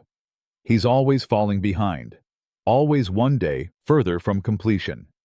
Even with all eternity stretched before him, he never reaches the present. The backlog grows endlessly, even as time does. He's trapped in a perfect loop of futility, eternally writing about a life he'll never finish living. It's absurd, but haunting, because it mirrors something deeper. What if this is us? What if we're all just narrating lives we don't have time to understand? What if every moment we try to explain pushes us further from actually living it? The more we analyze, reflect, document, the more we fall behind ourselves. Thought-chasing experience. Reflection dragging behind action. The Tristram Shandy Paradox isn't about writing. It's about time, awareness, and the unreachable nature of the now. You're always a step behind yourself, always narrating what's already gone. And by the time you've captured a moment in memory, the moment has moved on. You become a ghost in your own story, writing endlessly, living endlessly, never catching up. The One-Time Pad Paradox. The One-Time Pad Paradox is a cryptographic ghost story about a system so perfect it becomes a mirror of both absolute secrecy and total futility. The one-time pad is the only known method of encryption that, when used correctly, is mathematically unbreakable. A random key as long as the message is generated, used only once, and then destroyed. No pattern, no flaw, no weakness. The message becomes pure noise, undecipherable without the key. But here's the paradox. Perfection demands impossibility. For the encryption to be flawless, the key must be truly random, not pseudo-random, not generated by code, truly random. But where does true randomness come from? From radioactive decay? Quantum noise? Dice rolls? Each attempt introduces risk, however small. And if the key must be exchanged secretly before use, then why not just send the message directly? If you can securely share a key, you've already solved the hardest part. So the one-time pad becomes both the holy grail and the dead end of secrecy, absolute security, that collapses under its own demands. But the horror deepens. Because if you did somehow achieve a perfect one-time pad, no one, not even you, could prove the message had any meaning. The ciphertext could be anything. Every possible message becomes equally valid without the key. Truth is no longer hidden. It's indistinguishable from every lie. The one-time pad paradox asks a brutal question. If you create a system so secure that no one can ever access the truth, have you protected it or erased it? What good is perfect secrecy if the cost is complete isolation? And in the end, is a message that no one can read really a message at all? The Continuum Paradox. The Continuum Paradox is the terrifying realization that between any 2 points, no matter how close, there are always infinite others. Between 1 and 2, there's 1.5. Between 1 and 1.5, there's 1.25. Between those, even more. It never ends. Slice space, slice time, slice thought, and it bleeds infinity. It begins with the idea of a continuum, a smooth, unbroken line of points stretching without gaps. But if there are infinite points between any two, how can anything ever move? How can a finger travel from here to there? How can an action start and finish? If you must pass through an infinite number of locations to move even a millimeter, why doesn't motion collapse under the weight of infinity? This isn't just abstract math. It's a quiet scream beneath reality itself. How do we cross a room, turn a page, live a second, if every path is made of infinite fragments? Shouldn't we freeze? Shouldn't we fall? It challenges the idea that the world is made of solid pieces, that things are countable, that distance and time are things you can measure, own, understand. Because if every inch holds endless decimals, then maybe the world isn't made of pieces at all, but of illusions pretending to be whole. And here's where it cuts deepest. If even the smallest action hides infinity, then maybe simplicity is just the mask of something vast and unreachable. Maybe every decision, every movement, every heartbeat is made of untraceable infinities, too small to see, but too endless to ever truly understand. The Teleporter Paradox. The Teleporter Paradox is the silent existential horror hiding behind the dream of instant travel. Imagine stepping into a machine that scans every atom in your body, records your structure perfectly, and then vaporizes you. Somewhere else, across the city, across the galaxy, that same information is used to rebuild you atom by atom. You step out, whole, awake, alive. But here's the paradox. Did you survive? Or did you die, and a perfect copy took your place? From the outside, nothing's wrong. The new version remembers your childhood, your favorite food, your greatest fears. It swears it's you. But the original you, the one that entered the machine, is gone. Obliterated. Reduced to data and dust. No heartbeat. No brain activity. No continuity of consciousness. Just replacement. So what is identity? Is it the pattern of information? The unbroken flow of awareness? The meat and matter of your physical brain? Or is the you that stepped out just a convincing echo? One that talks like you, thinks like you, even loves like you, but isn't you? The Teleporter Paradox cuts through the illusion of self like a scalpel. If duplication is survival, then why fear death? But if survival requires continuity, then every teleportation is a murder, disguised as progress. And the real terror comes when you realize you would never know the difference. Because the one who doesn't make it never speaks again. So now ask yourself, if a teleporter stood in front of you, humming quietly, promising instant arrival, would you step inside? Or would you wonder if the person stepping out on the other side would be just close enough to convince everyone else that you never left? The whole argument. The whole argument is a wound in the heart of space and time, a paradox that asks, if every point in the universe has no identity of its own, then what exactly is real? It comes from Einstein's own struggles with general relativity. Imagine a universe with a stretch of empty space, a hole. Now imagine that every particle, field, and force behaves exactly the same in two versions of this universe. Same stars, same gravity, same laws. The only difference? The labels of the points in space are shuffled. No changes to physical reality, just a relabeling of the stage. If space is nothing more than a set of coordinates, just a grid to hang events on, then this relabeling shouldn't matter. And yet, it does. The equations still work. Both versions of the universe are mathematically valid, equally real, which means reality doesn't care where things happen, only how they relate. The whole argument splits the idea of space into two terrifying options. Either space is a meaningless backdrop, a canvas with no substance, or it's something more. But something we can never truly grasp, because we can't point to this place and say, here is something real, because the labels don't matter. It collapses the idea of absolute location. It means you could be anywhere, and it would make no difference, as long as everything else shifted with you. It means identity, even at the level of the universe, might be nothing more than relational illusion, that you exist not in a place, but in a pattern. And if place isn't real, then maybe you aren't either. The Antinatalism Paradox.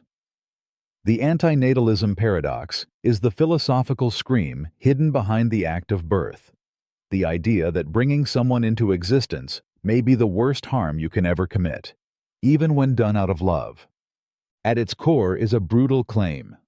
To be born is to be condemned.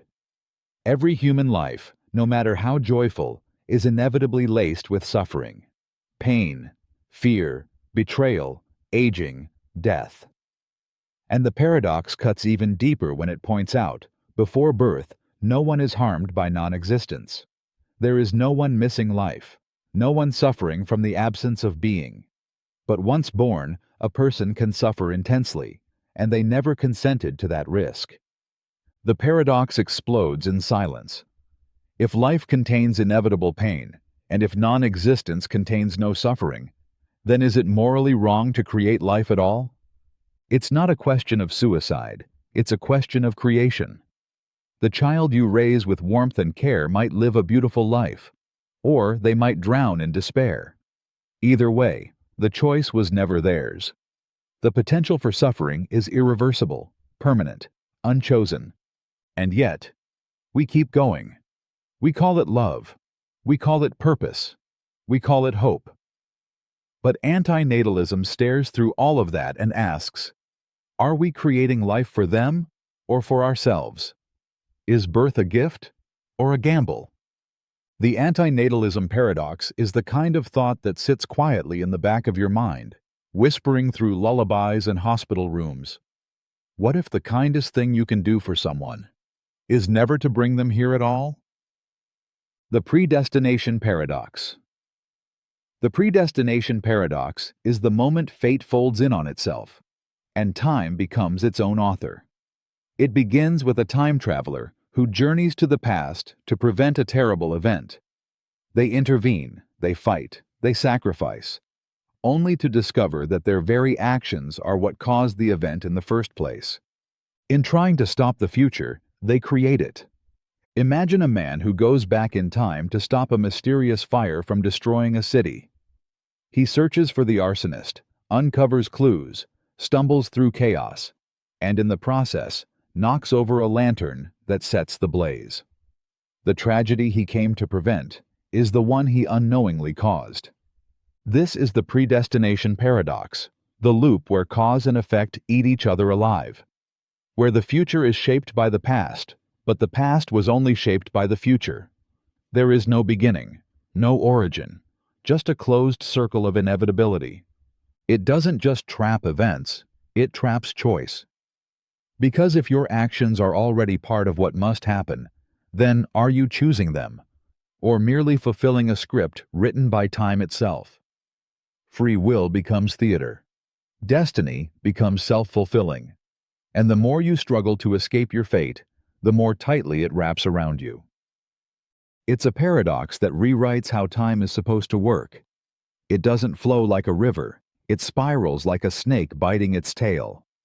And once you see the loop, once you realize your freedom may just be an echo of what has already happened, the future stops being a possibility. It becomes a memory you haven't had yet. The paradox of plenty. The paradox of plenty is the cruel twist of fate where abundance becomes a curse. It's also known as the resource curse, and it haunts the richest corners of the world, not with poverty, but with collapse dressed in gold. Imagine a nation discovers vast reserves of oil, diamonds, or rare minerals. Suddenly, the future gleams with promise. Wealth flows in. Export profits soar. But then, everything begins to unravel. Industries that once thrived, farming, manufacturing, innovation, wither and die. The economy becomes addicted to a single resource, leaving it vulnerable and hollow. Currency inflates, imports rise, and jobs vanish. Corruption seeps in like oil through soil. Politicians fight not for ideas, but for control of the treasure. The government stops needing its people. It has the resource. The people stop needing to build. They have the illusion of endless wealth. And then, when prices crash or reserves dry up, nothing is left. The paradox cuts deeper still. It doesn't just haunt nations. It haunts lives. Individuals blessed with too much, inheritance, fame, genius, often stumble. With no need to strive, purpose dissolves. With no resistance, there is no strength. Abundance dulls ambition, and prosperity, once a dream, becomes a trap. The paradox of plenty shows that what looks like fortune can rot the roots from within. That too much of something, money, comfort, ease, can make you weaker, not stronger. That wealth without wisdom leads not to freedom, but to dependence. And in the end, it leaves one question pulsing in the silence. What if the worst thing that can happen to you is getting everything you ever wanted? The Simulation Probability Paradox. The Simulation Probability Paradox is the existential cliff that appears when logic forces you to question the very ground you're standing on. It begins with a chillingly simple argument. If it's possible to create realistic simulations of conscious beings, and if advanced civilizations would likely build many of them, then statistically, the number of simulated minds would vastly outnumber real ones. Which means the odds that you are one of the rare originals are vanishingly small. It's not just a thought experiment, it's a statistical scream. Because if thousands, millions, even trillions of simulated lives exist for every one biological consciousness, then by sheer probability, the person reading these words is far more likely to be digital code than living flesh. A mind inside a construct, a perception floating inside someone else's program. And yet, everything feels real. The pain, the joy, the memory of your childhood. But in a simulation, feeling real is part of the code. And the paradox deepens. If simulated minds can question their own reality and arrive at the idea of simulation, is that idea itself proof, or just a symptom of the simulation? Even worse, if simulations are so common, what if they're simulating not just life, but the questioning of life? What if this very moment, your doubt, your curiosity, your discomfort, is just part of the show? The Simulation Probability Paradox doesn't ask if you're in a fake world. It dares you to prove you're not. And in that silence where proof should be, you begin to wonder, what if reality isn't defined by truth, but by the convincing lie that you exist? The Heap Identity Paradox. The Heap Identity Paradox is the slow erosion of meaning hidden in the smallest changes. It starts with a pile of sand, a heap. Remove one grain, it's still a heap. Remove another, still a heap. Keep going, grain by grain. At no point does a single removal seem significant, and yet eventually you're left with nothing. Not a heap, just dust. But when did it stop being a heap? At what exact point did identity vanish? Now flip it. Start with a single grain. Clearly not a heap. Add one more. Still not. Add again, and again. At what point does the pile become a heap? There is no answer. This is the Heap Identity Paradox, also known as the Sorites applied to identity. It reveals how categories we depend on, heap, person, relationship, self, are built on vague thresholds. Where does a friendship become love? When does a belief become an obsession? At what moment does a body stop being young? Or a truth become a lie? It shakes the ground beneath concepts we think are solid. Because if identity can be gained or lost one invisible step at a time, then maybe identity is never there to begin with. Just a story we tell about gradual change. And if nothing has a precise beginning or end, then everything becomes blur. You, your memories, your name, your worth. The Heap Identity Paradox doesn't destroy meaning all at once.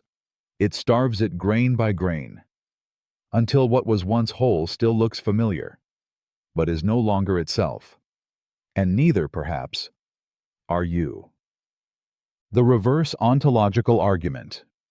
The reverse ontological argument is a theological blade that turns the proof of God against itself. It begins where traditional arguments dare not look, at the dark mirror of divinity. The original ontological argument, famously posed by Anselm, claims that God must exist because we can conceive of a being so perfect, so supremely great, that existing in reality must be greater than existing only in thought. But the reverse ontological argument asks, what if non-existence is the greater perfection? What if a being so perfect, so flawless, so transcendent, would never stain itself by entering into an imperfect, violent, chaotic world? Wouldn't existing in this broken universe be a limitation? Wouldn't being observable, fallible, or interactive make God less than the ultimate perfection? So then, if perfection includes transcendence of existence, the most perfect God is the one that doesn't exist at all. The paradox stabs deep into belief, twisting the very logic once used to prove God's presence into a weapon of absence. It whispers that the divine must be beyond not just space and time, but even being. That existence itself is too crude for a truly infinite being to endure, and it leaves you stranded. Because if existence disqualifies God, then the moment you try to grasp the divine, you lose it. If you see it, it cannot be perfect. If you name it, it ceases to be infinite. If you believe in it, you have already reduced it to something less than itself. The reverse ontological argument doesn't deny God. It dethrones the very idea that God could be found. And in doing so, it suggests a terrifying question. What if the highest form of being is to never exist at all? The Transparency Paradox. The Transparency Paradox is the haunting irony that the more visible something becomes, the harder it is to truly see. It begins with a noble idea. Transparency leads to clarity, honesty, and truth. Shine light on everything, and deception dies. But something else happens instead. The more transparent a system becomes, the more carefully it begins to perform. Every action becomes curated, calculated, rehearsed. People don't behave more honestly under observation. They behave more strategically. The raw truth vanishes, replaced by performance. And so transparency, which promised authenticity, delivers theater. In politics, in business, in relationships, it unfolds the same way. Open meetings become scripted rituals. Public figures craft every word for the camera. Even private lives turn into filtered galleries of curated moments. Transparency doesn't kill manipulation. It evolves it. The paradox deepens in surveillance culture. When everything is recorded, people stop being themselves. Fear shapes behavior. Authenticity suffocates under constant observation. The watched begin to watch themselves. And in trying to reveal the truth, we bury it under the performance of being seen. Transparency becomes its opposite, a veil disguised as a window. It asks a painful question. What if the pursuit of total honesty leads not to truth, but to the extinction of vulnerability? What if the light doesn't cleanse, but blinds? Because sometimes, what we most need to understand can only be seen in the shadows. And sometimes, in the quest to see everything, we forget how to truly look. The Curious Stranger Paradox. The Curious Stranger Paradox is the unsettling moment you realize someone who knows nothing about your life might understand you better than those who've known you forever. A complete stranger, with no history, no context, no expectations, asks a single question that slices right through the persona you've spent years building. And you're shaken. Because how could they see what others missed?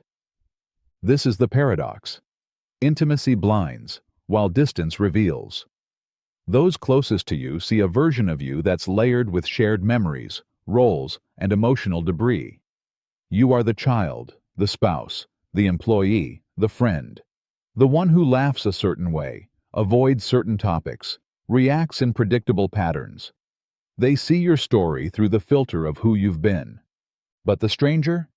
They see only what is there, right now. The way your eyes twitch when you mention work.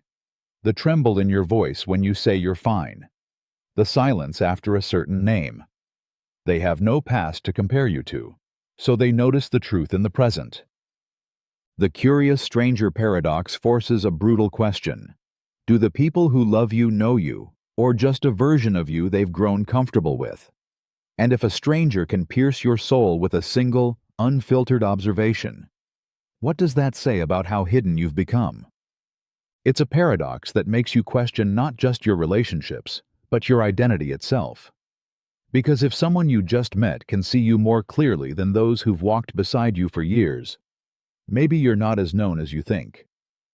Maybe you've been a stranger to everyone, including yourself. The Omniscience versus Free Will Paradox.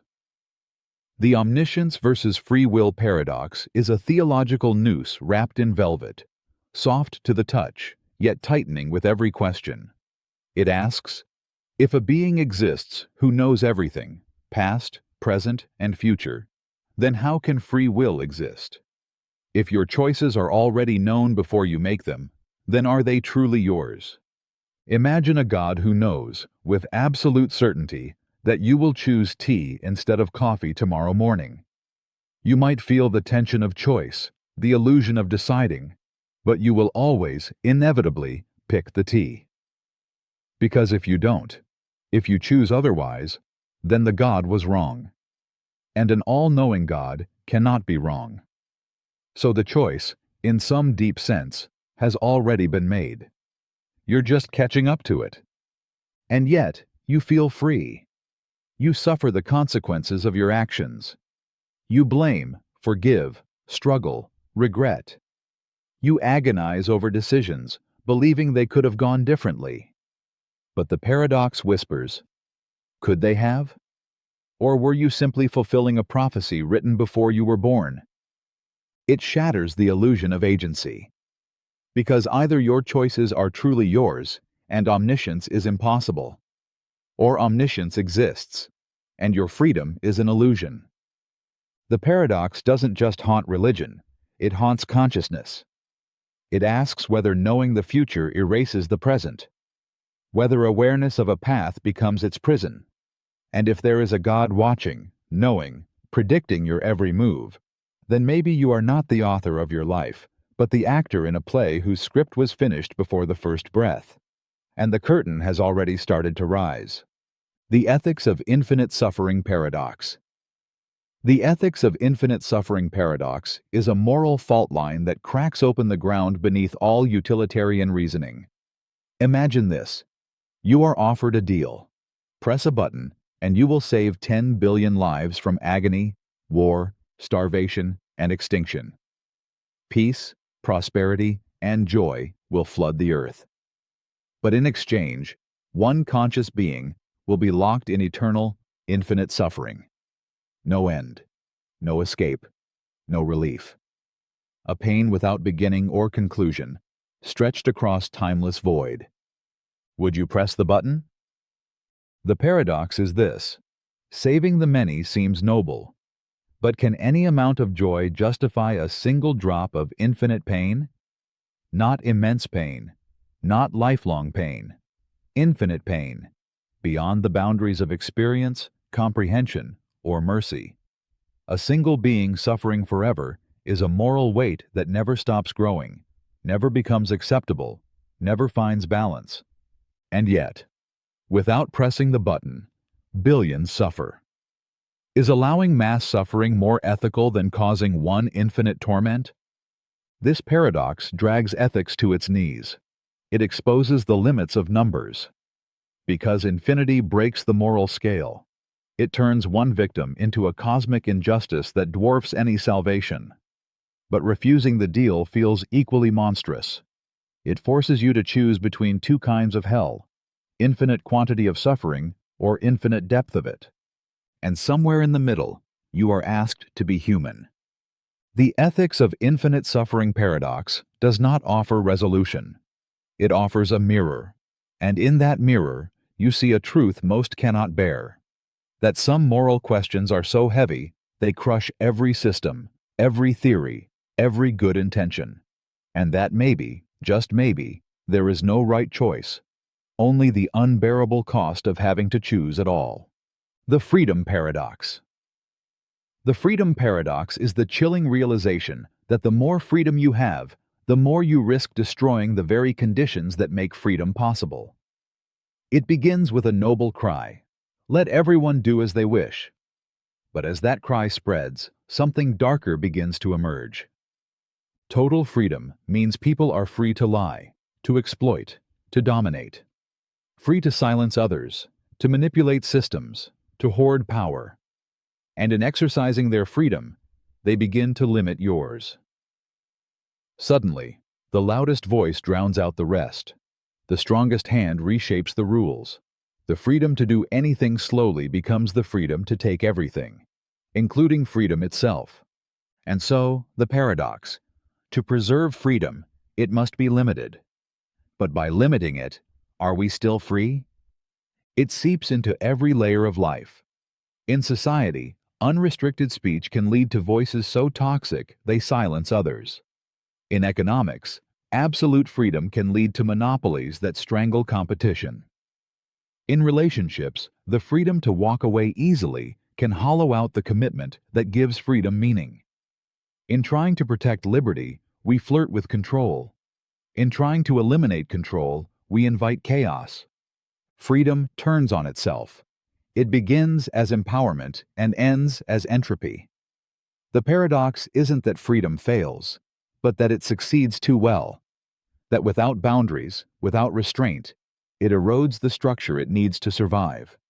And that's the quiet terror. That true freedom may not feel like doing whatever you want, but like agreeing not to. That it lives in tension, not in release. And if that balance tips too far, liberty doesn't die with a bang. It dissolves quietly into the hands of those who were just a little too free. The Realism Paradox. The Realism Paradox is the fracture that appears when you try to believe in an objective reality, while knowing that every single thing you experience is filtered through a brain that can lie. Realism tells you that there is a world out there, concrete, independent, indifferent to your perceptions. Trees still fall when no one hears them. Mountains still stand whether you look at them or not. Reality is stable, external, and measurable. But here's the paradox. You've never experienced that world directly. Not once. All you know of reality comes through senses, fragile, fallible, and easily manipulated. Your eyes don't see. Your brain interprets electrical signals. Your ears don't hear. They decode vibrations. And your thoughts? They're colored by memory, trauma, belief, and expectation. Everything you call real is already filtered, already altered, already yours. So how can you claim the world exists independently of perception, when perception is the only doorway you've ever had? It deepens when science tries to help. Quantum mechanics tells you particles exist in states of probability until measured. Neuroscience shows that memory can be false, emotion can rewrite facts, and perception can be hacked by suggestion. Reality seems less like a brick wall, and more like a dream we keep calling solid because we're too afraid of the alternative. The Realism Paradox twists the knife by forcing you to live in two minds. One insists the world is real, factual, absolute. The other knows that everything you touch is filtered through a nervous system that bends, twists, and distorts. And in that crack between the two, a single terrifying question echoes. If the world exists without me, but I can never leave myself to see it, then what does it mean to say it exists at all? The Missing Dollar Paradox. The Missing Dollar Paradox is a riddle that slips through your fingers just when you think you've solved it. It starts innocently, like a joke in a cheap hotel. Three friends check into a room that costs $30.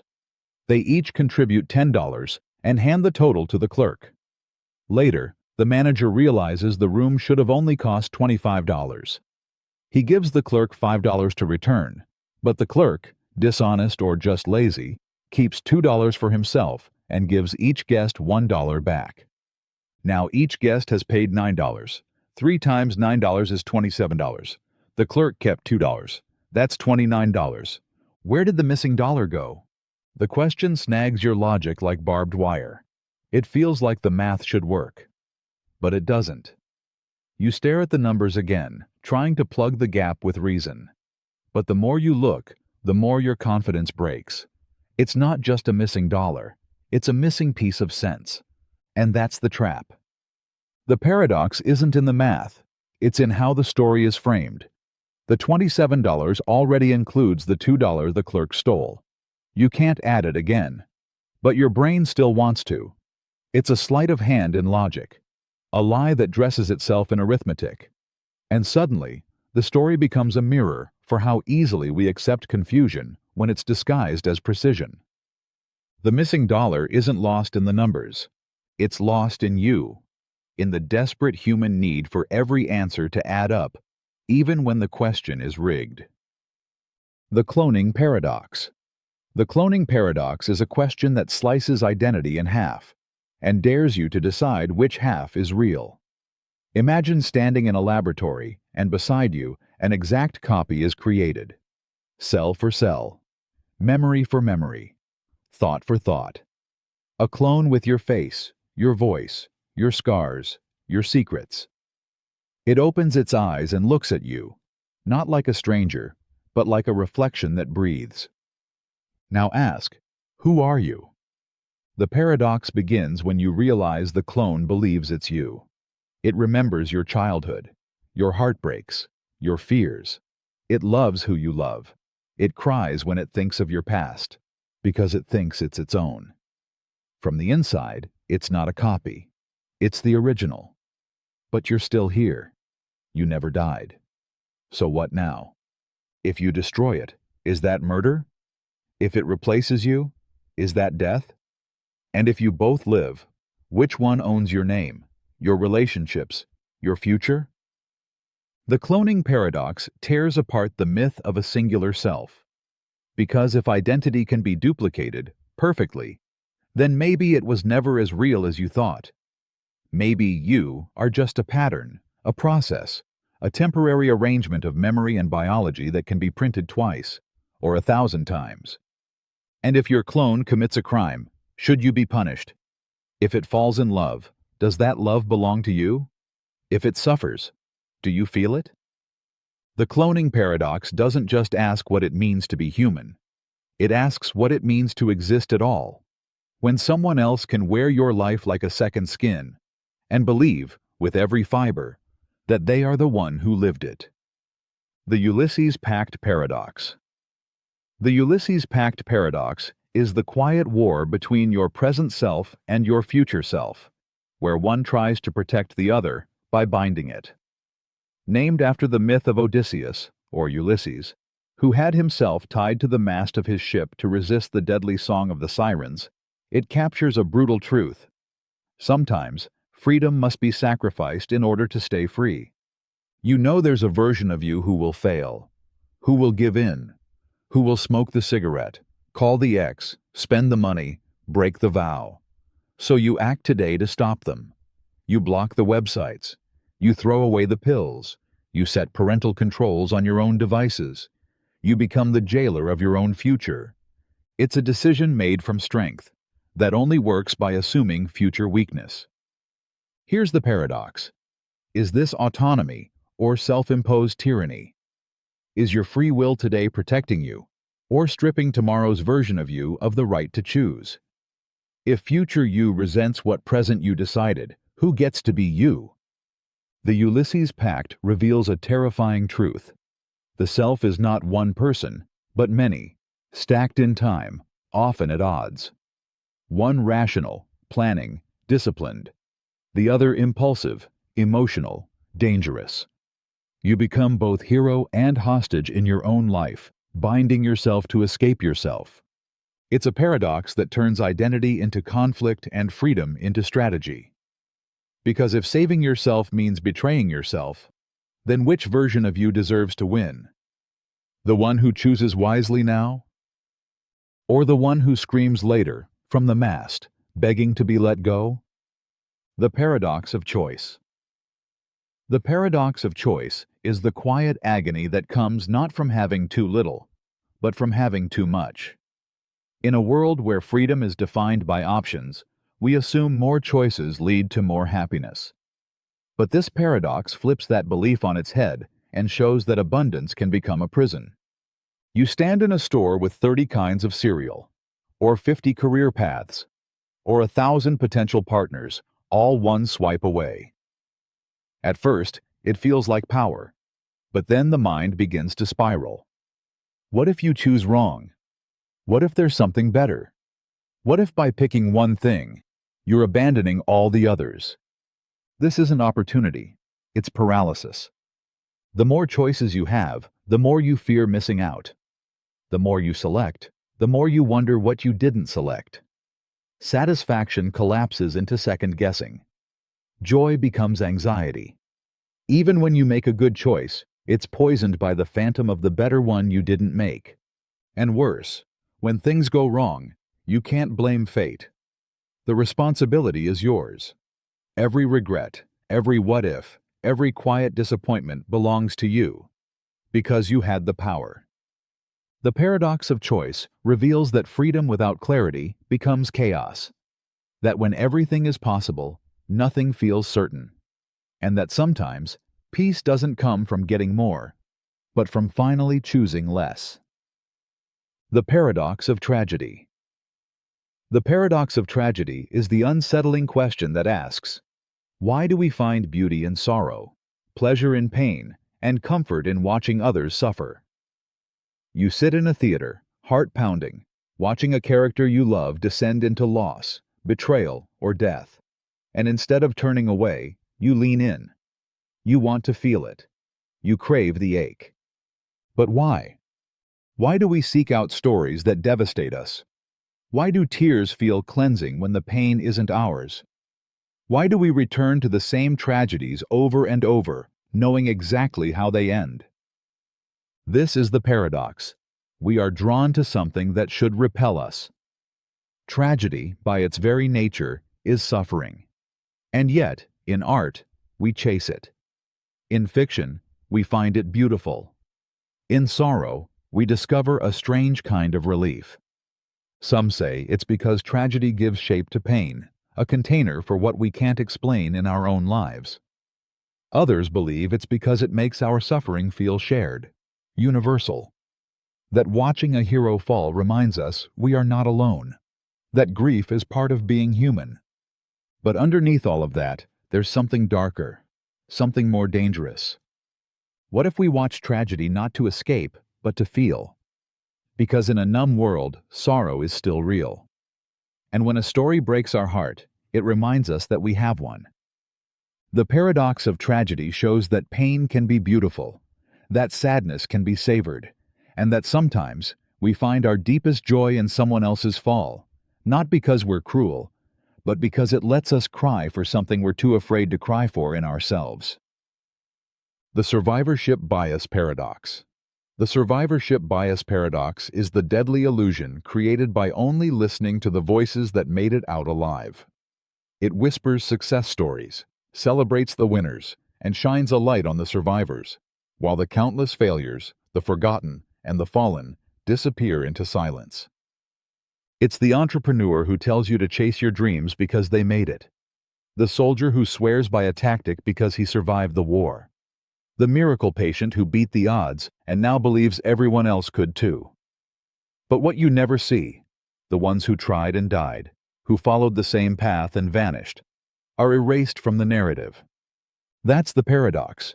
Your understanding of what works is based only on what survived. But what survived might be the exception, not the rule.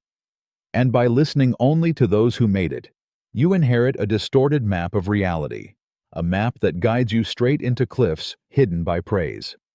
It's seductive, because success stories come with certainty, confidence, clarity. But they're built on graves you never visit. For every one success, there may be 1,000 silent failures that followed the same method and were simply never seen again. The Survivorship Bias Paradox doesn't just distort knowledge, it distorts hope. It convinces you that hard work always wins, that risk always pays off, that anyone can make it if they just try hard enough. But if you never see the ghosts of those who tried just as hard and failed, you start believing in magic instead of math.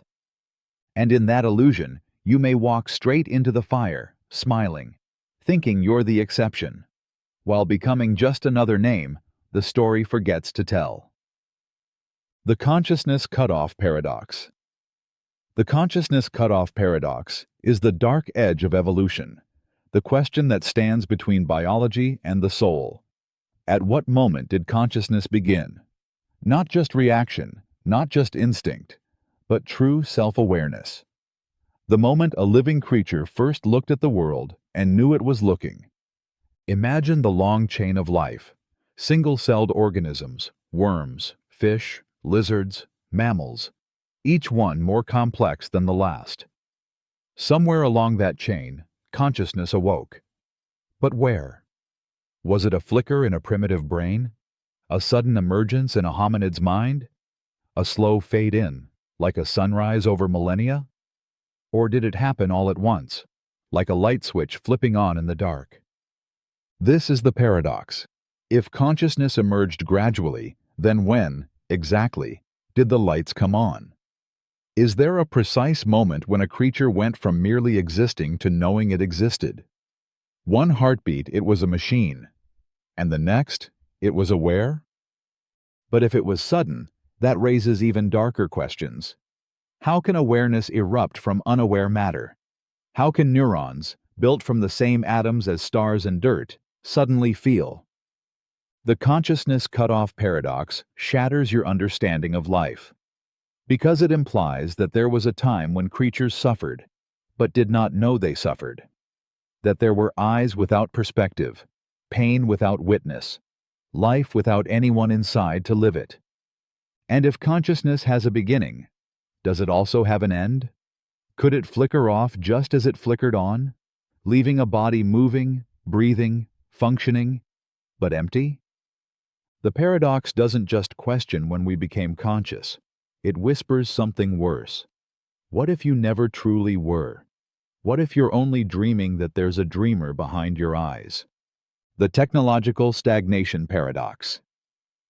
The Technological Stagnation Paradox is the eerie silence that follows a scream of progress.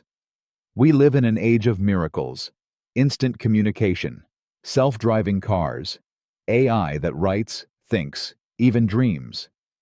We hold supercomputers in our pockets. Everything is faster, smaller, smarter. And yet, it feels like nothing's truly changing anymore. This is the paradox. The faster technology evolves, the more it starts to feel like it's standing still. Why? Because most of what we call innovation now loops around the same comforts. Better cameras, thinner screens, faster downloads. The new is no longer revolutionary. It's just slightly improved. Iteration has replaced invention, and as tools get smarter, we get lazier. As automation expands, imagination contracts.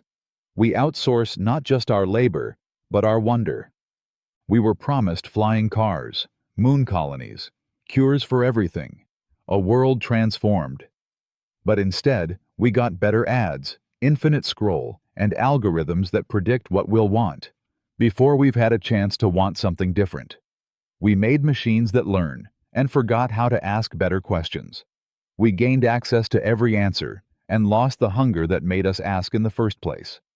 The technological stagnation paradox shows us that advancement without purpose becomes noise, that speed without direction is just motion in place, that the illusion of progress can lull us into intellectual sleep, where we're surrounded by brilliance, and yet starving for meaning.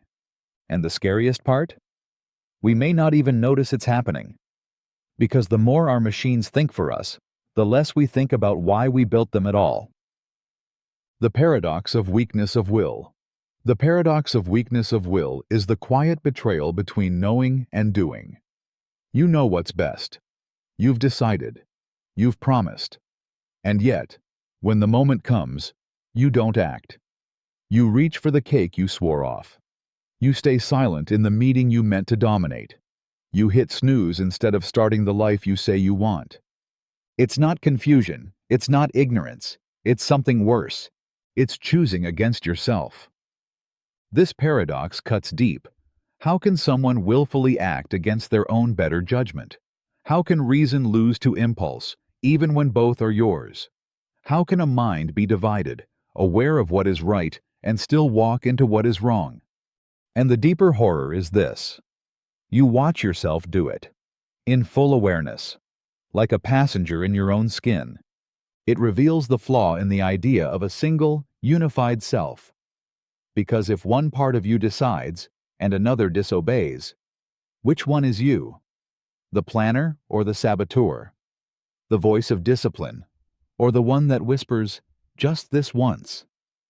The paradox of weakness of will exposes that we are not rational creatures who sometimes slip. We are fractured beings who sometimes align. And in those fragile moments when desire overrules decision, you realize that knowing better has never been enough. The battlefield is not out there. It's you against yourself, and the war never ends. The Benevolent Dictator Paradox. The Benevolent Dictator Paradox is the seductive idea that freedom might be best preserved by giving it away. Imagine a ruler, brilliant, kind, incorruptible. They abolish poverty, end war, fix the environment, and ensure justice for all. There is no oppression, no inequality, no chaos. People are happier, healthier, more unified than ever before. But they have no vote, no choice, no say. And that's the paradox. Under a perfect ruler, why bother with democracy? Why risk division, conflict, or the slow grind of compromise when one flawless mind could decide what's best for everyone? It sounds utopian, until you remember that power never stays perfect. Even the most benevolent dictator is still a dictator. Their goodness becomes the leash around every citizen's neck, soft, velvet-lined, but still a leash. Because there is no such thing as enforced kindness without control. No such thing as guidance without authority. And when people no longer choose, their morality becomes obedience. Their peace becomes silence. The paradox tightens when you realize most atrocities in history weren't committed by evil rulers, but by those who believed they were doing good. And even if this leader stays pure, what happens when they die? Who follows them? Who decides next? The Benevolent Dictator Paradox is the cruel trade between liberty and comfort, between agency and order. It dares to ask, Is it better to be free in chaos or happy in chains? And if you surrender your freedom to someone who only appears to know better, you may wake up one day in a perfect world, wondering why it feels so hollow and why you no longer remember how to choose. The Immortality Paradox. The Immortality Paradox is the chilling revelation that the thing we crave most, eternal life, may be the one thing that strips life of meaning. At first, it seems like the ultimate victory. No more aging, no more death, no goodbyes. Infinite time to learn, love, explore, become. But then the weight of forever begins to settle, and what once felt like freedom starts to resemble a slow, endless suffocation. Because if there's no end, where is the urgency? If there's always tomorrow, why strive today? The flame that drives every act, fear of loss, hunger for time, reverence for moments, dies when time becomes limitless. Every experience can be delayed, every emotion diluted, every triumph repeated until it turns hollow. You begin to forget, not just facts, but how things felt. Grief loses its teeth, joy its fire. Love becomes routine. Wonder fades into apathy. The beauty of a sunset means little on the millionth day. The magic of a first kiss loses itself in an ocean of infinite seconds. And worst of all, identity begins to erode. When you outlive every friend, every belief, every version of yourself, what's left? How many lifetimes before the you reading this is nothing more than a faint echo of someone who once cared? The Immortality Paradox doesn't just question whether we can live forever, it asks whether we should. Because to never die might mean to never truly live again. When there is no end, there is no edge. And without an edge, the shape of your life, its meaning, its urgency, its soul, may vanish into the smooth, endless void of eternity. The Mind Upload Paradox. The Mind Upload Paradox is the terrifying moment your consciousness steps out of your body and leaves you behind. Imagine this. Technology has advanced to the point where your entire mind can be scanned, copied, and uploaded into a digital system. Every memory, thought, desire, and fear, all transferred into code. The program wakes up, speaks in your voice, finishes your sentences, even remembers your childhood better than you do. Everyone around you says, "There you are," but you're still here, flesh and blood, watching it happen. The paradox begins with a simple question. Is that you, or just a copy pretending to be you? If the digital version claims to be you, and truly believes it, is the original now obsolete? Can your identity be downloaded? Or does something die in the transfer? You might argue it's just a replica, a clone of the mind, not the self. But what if the original body is destroyed during upload, and only the copy remains? Everyone treats the simulation as you, but deep inside, you're gone. The terrifying truth. Nobody else would notice, maybe not even the copy. And if your identity can be perfectly replicated, then what was it made of to begin with? Memory? Pattern? Electrical signals? Was there ever a you at all? The Mind Upload Paradox peels away the fantasy of immortality. It forces you to stare at the digital soul and ask, does survival mean continuity, or just imitation? Are you escaping death, or replacing yourself with a ghost that doesn't know it's dead? And if that ghost smiles, thrives, laughs, and says, "I'm still here," is that enough? Or is the real you already gone, trapped forever in a grave no one can see? The Privacy Paradox. The Privacy Paradox is the quiet surrender no one talks about, where we claim to value privacy, yet give it away with every click, tap, and swipe.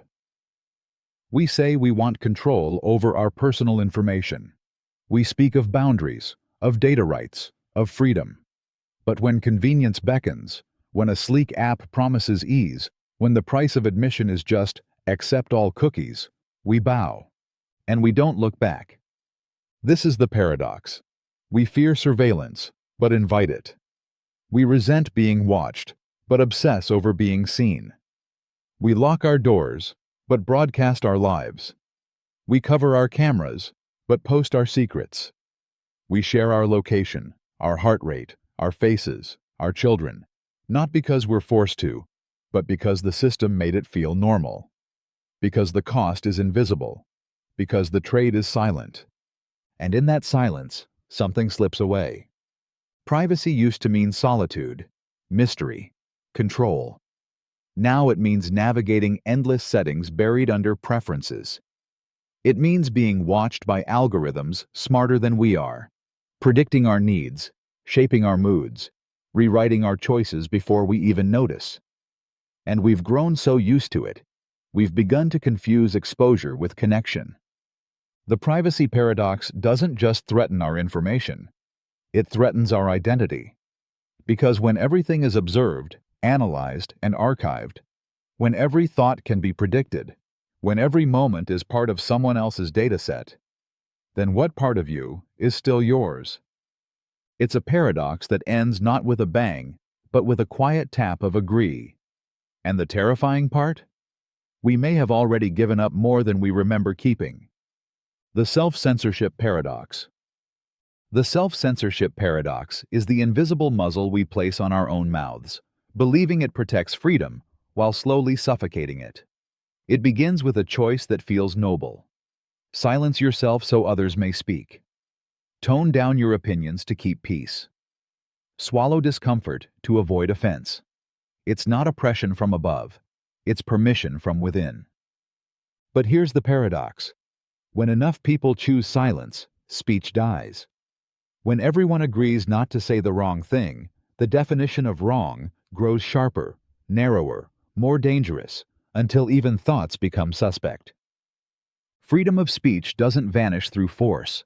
It erodes through fear, fear of judgment, fear of exile, fear of being misunderstood. And in that fear, people begin to edit themselves, not because they must, but because they believe it's safer.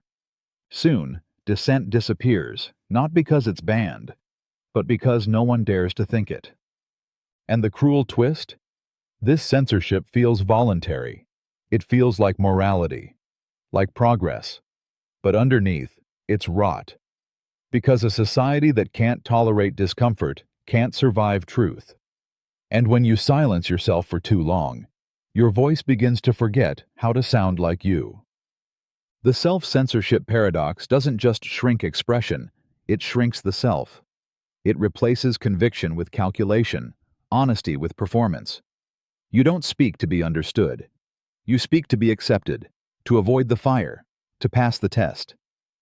And eventually, the world doesn't have to control you because you've already done it yourself. With a smile, with applause, with a silence that grows heavier every day. Not forced, chosen. The Slippery Slope Paradox. The Slippery Slope Paradox is the quiet erosion of certainty, one decision at a time. It begins with something small, harmless, reasonable, a slight compromise, a single exception, a just this once, and then comes another, and another. Each step feels justifiable. Each moment feels like it's still under control. Until suddenly, everything has changed. The paradox is this. If one step leads to another, and that one leads to the next, where do you draw the line? Can you draw one at all?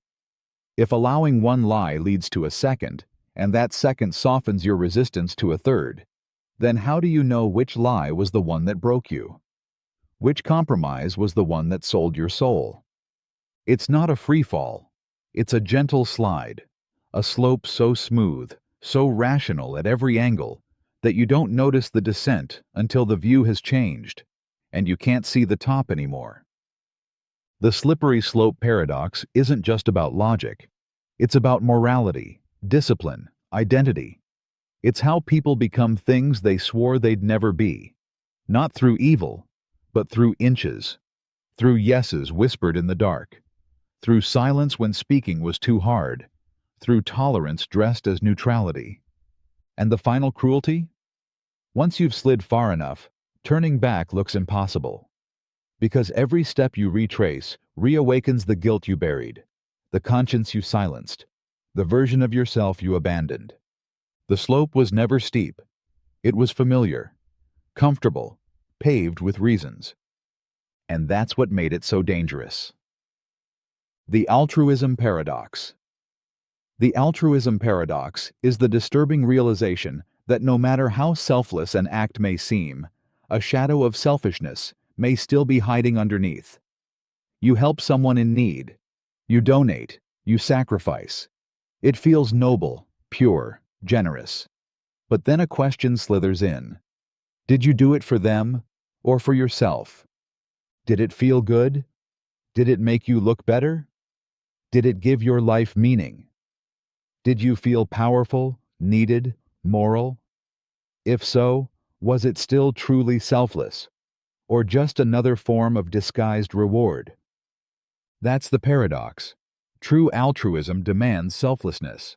But the moment you feel good about doing good, the act becomes tainted with benefit. Even if you lose, suffer, or die for another, if you wanted to, if it gave you purpose, if it spared you guilt, was it really a sacrifice? Worse, society praises altruism. It's admired, rewarded, sometimes even expected. So people give, love, and help, partly because they want to be seen doing so. Altruism becomes currency, compassion becomes status, and kindness becomes performance. But what if you strip all that away?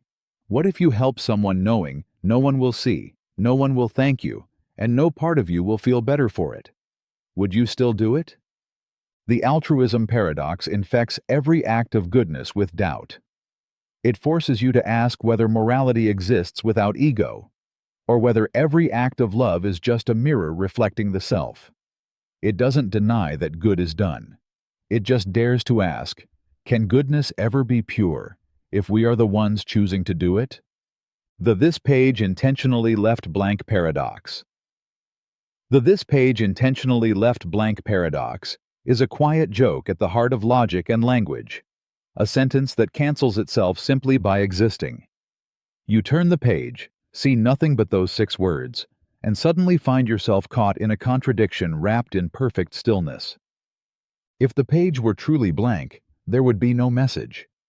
But the message is there, declaring absence while proving presence, announcing silence while speaking.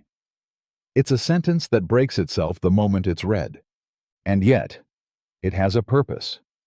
In manuals, legal documents, and test booklets, the phrase is meant to prevent confusion.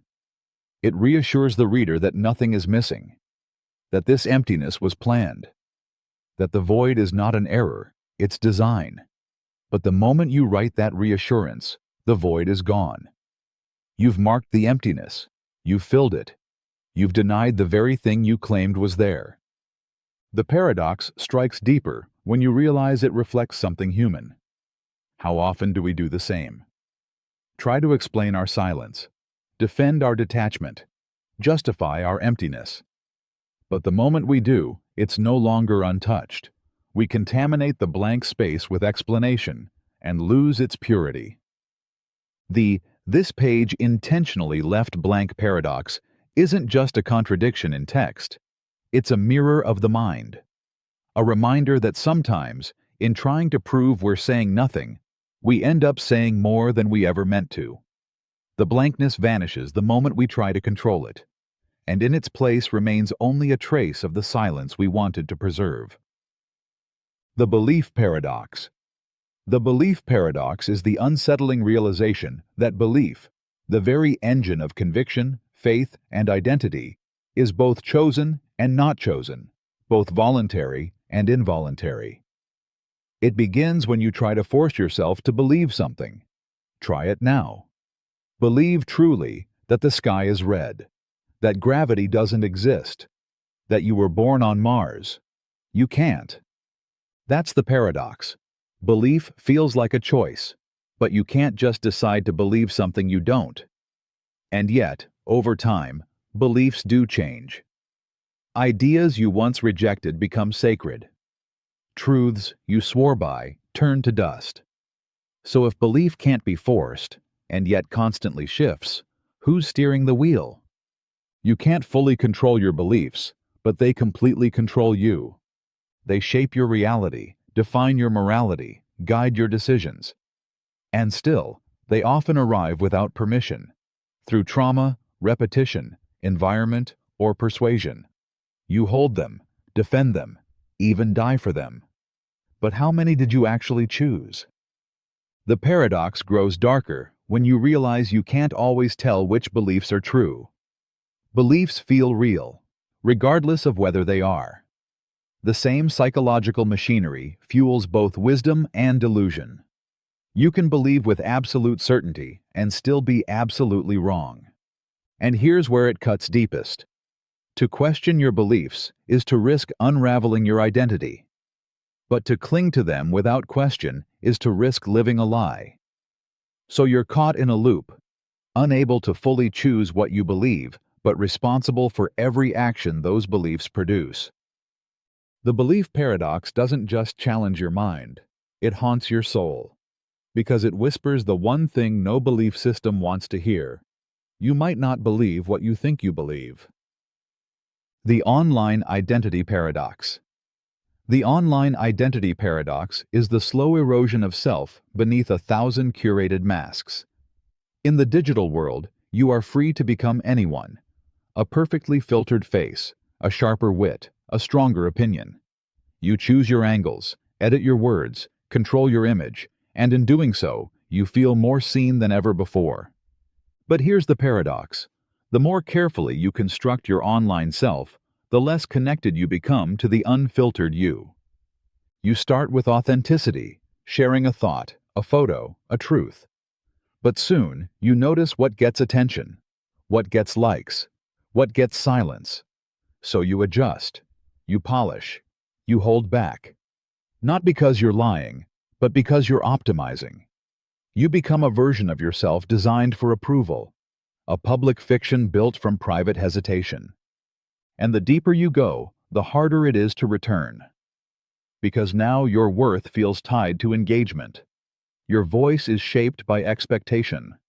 You look in the mirror and wonder, is this who I am, or just who I've become online? The online identity paradox doesn't scream. It whispers. Slowly, over years, it convinces you that performance is personality, that relevance is truth, that being noticed is the same as being known. Until one day, you're surrounded by followers and feel completely invisible. You've never been more connected, yet never more alone. Because every time you speak, it's a version of you speaking back. And the terrifying question that echoes in your quiet moments is, if I've forgotten who I am beneath the screen, does anyone else remember either? The growth paradox. The growth paradox is the cruel truth that the very pursuit of growth often prevents it. You want to become stronger, wiser, freer, so you strive. You push, you set goals, you chase milestones, but the harder you try to evolve, the more you begin to feel stuck, overwhelmed, or hollow. And then it hits you. Trying to grow can become the reason you don't. You read self-help books, but feel worse for not applying them fast enough. You meditate, but grow anxious that you're not peaceful enough. You journal your intentions, but judge yourself for not living up to them. Growth becomes performance. Healing becomes obsession. Improvement becomes addiction. The paradox is this. Real growth often happens when you stop trying so hard to grow. When you let go of the pressure to become, and instead allow yourself to be, to feel, to rest, to break. But the moment you chase that surrender, it vanishes. Because now you're trying not to try. You're using effort to escape effort. You've turned stillness into another task. It cuts deeper when applied to life's hardest lessons. Pain, grief, failure, these are the true teachers. But they don't arrive when you're ready. They don't follow your timeline. You can't force their lessons. And trying to skip them in the name of growth only delays the very transformation you crave. The growth paradox whispers that you can't evolve by chasing who you're not. That sometimes the fastest way forward is to stop running. And in that stillness, in that uncomfortable surrender, growth doesn't arrive as a reward. It arrives as who you've been all along, waiting to be uncovered, not improved. Schrödinger's cat paradox. Schrödinger's cat paradox is a thought experiment that turns a box into a coffin and reality into a question mark. Imagine this. A cat is sealed inside a box with a vial of poison, a radioactive atom, and a mechanism triggered by the atom's decay. If the atom decays, the vial breaks, the poison is released, and the cat dies. If the atom does not decay, the cat lives. But here's the twist. The atom's decay is a quantum event, meaning it exists in a state of superposition, both decayed and not decayed, which means the cat, too, is both alive and dead, until someone opens the box. That's the paradox. In the quantum realm, particles exist in all possible states simultaneously, until measured. Observation collapses the possibilities into a single outcome. But if the act of looking determines the state, then what was the cat before you looked? Is it death that needs your eyes to be real? Schrödinger's cat isn't just about quantum physics. It's about the fragility of truth in the absence of perception. It's about how reality may not be fixed, but fluid, changing based on awareness. The cat forces you to ask, if no one sees something, does it even exist in a definite way? And more disturbingly, if this is true of particles, is it true of people? Are you one person until observed, and another once seen? Is the self also a superposition, collapsing into certainty only under the gaze of others? Schrödinger's cat lives and dies in the same breath. Not because nature is cruel, but because reality might not decide what it is, until you decide to look. The Hedonism Paradox. The Hedonism Paradox is the cruel irony that the more you chase pleasure, the more it runs from you. At first, it's seductive. Eat what tastes good, do what feels good, seek comfort, escape pain. Why not? Life is short, pleasure is sweet. But soon, something strange happens. The joy begins to dull. The highs feel thinner. The satisfaction wears off faster. And the more you indulge, the emptier it leaves you. This is the paradox. Pleasure pursued directly often destroys itself. The more you try to feel good, the more sensitized you become. What once thrilled you now barely stirs you. What once satisfied you now needs more intensity, more frequency, more cost. Hedonism becomes a treadmill. You run toward bliss, but it only takes you further from meaning. Because pleasure alone can distract the soul, but it can never feed it. The paradox deepens when you realize that many of life's richest joys come not from seeking pleasure, but from doing hard, painful, even boring things. Raising a child, building something, loving someone through their worst. These moments aren't euphoric, but they make life worth living, because they stretch you beyond yourself. Pleasure just fills time. Purpose builds time. The Hedonism Paradox reveals that when pleasure becomes the goal, life begins to rot beneath the surface. You become numb, detached, starved for something you can't name. And eventually, you stop asking, "What feels good?" and start whispering, "Why don't I feel anything anymore?" Because chasing happiness too hard can break the very mechanism that allows you to feel it. And in trying to feel more alive, you might just forget how to live. The paradox of the self. The paradox of the self is the impossible task of trying to find the one who is looking. You say I, but when you go searching for what that actually is, you find only echoes, thoughts, memories, sensations, beliefs, none of which are you alone, and all of which are constantly changing. You are not your body, it changes. You are not your thoughts, they flicker like sparks. You are not your memories, they can be distorted, erased, replaced. So who, or what, is the self? You feel continuity. You feel like the same person you were yesterday, last year, in childhood. But everything about you has shifted. Your cells, your preferences, your understanding. The paradox is this: there is no single, unchanging thing you can point to and say, "This is me." And yet, something keeps pointing. Something keeps insisting it exists.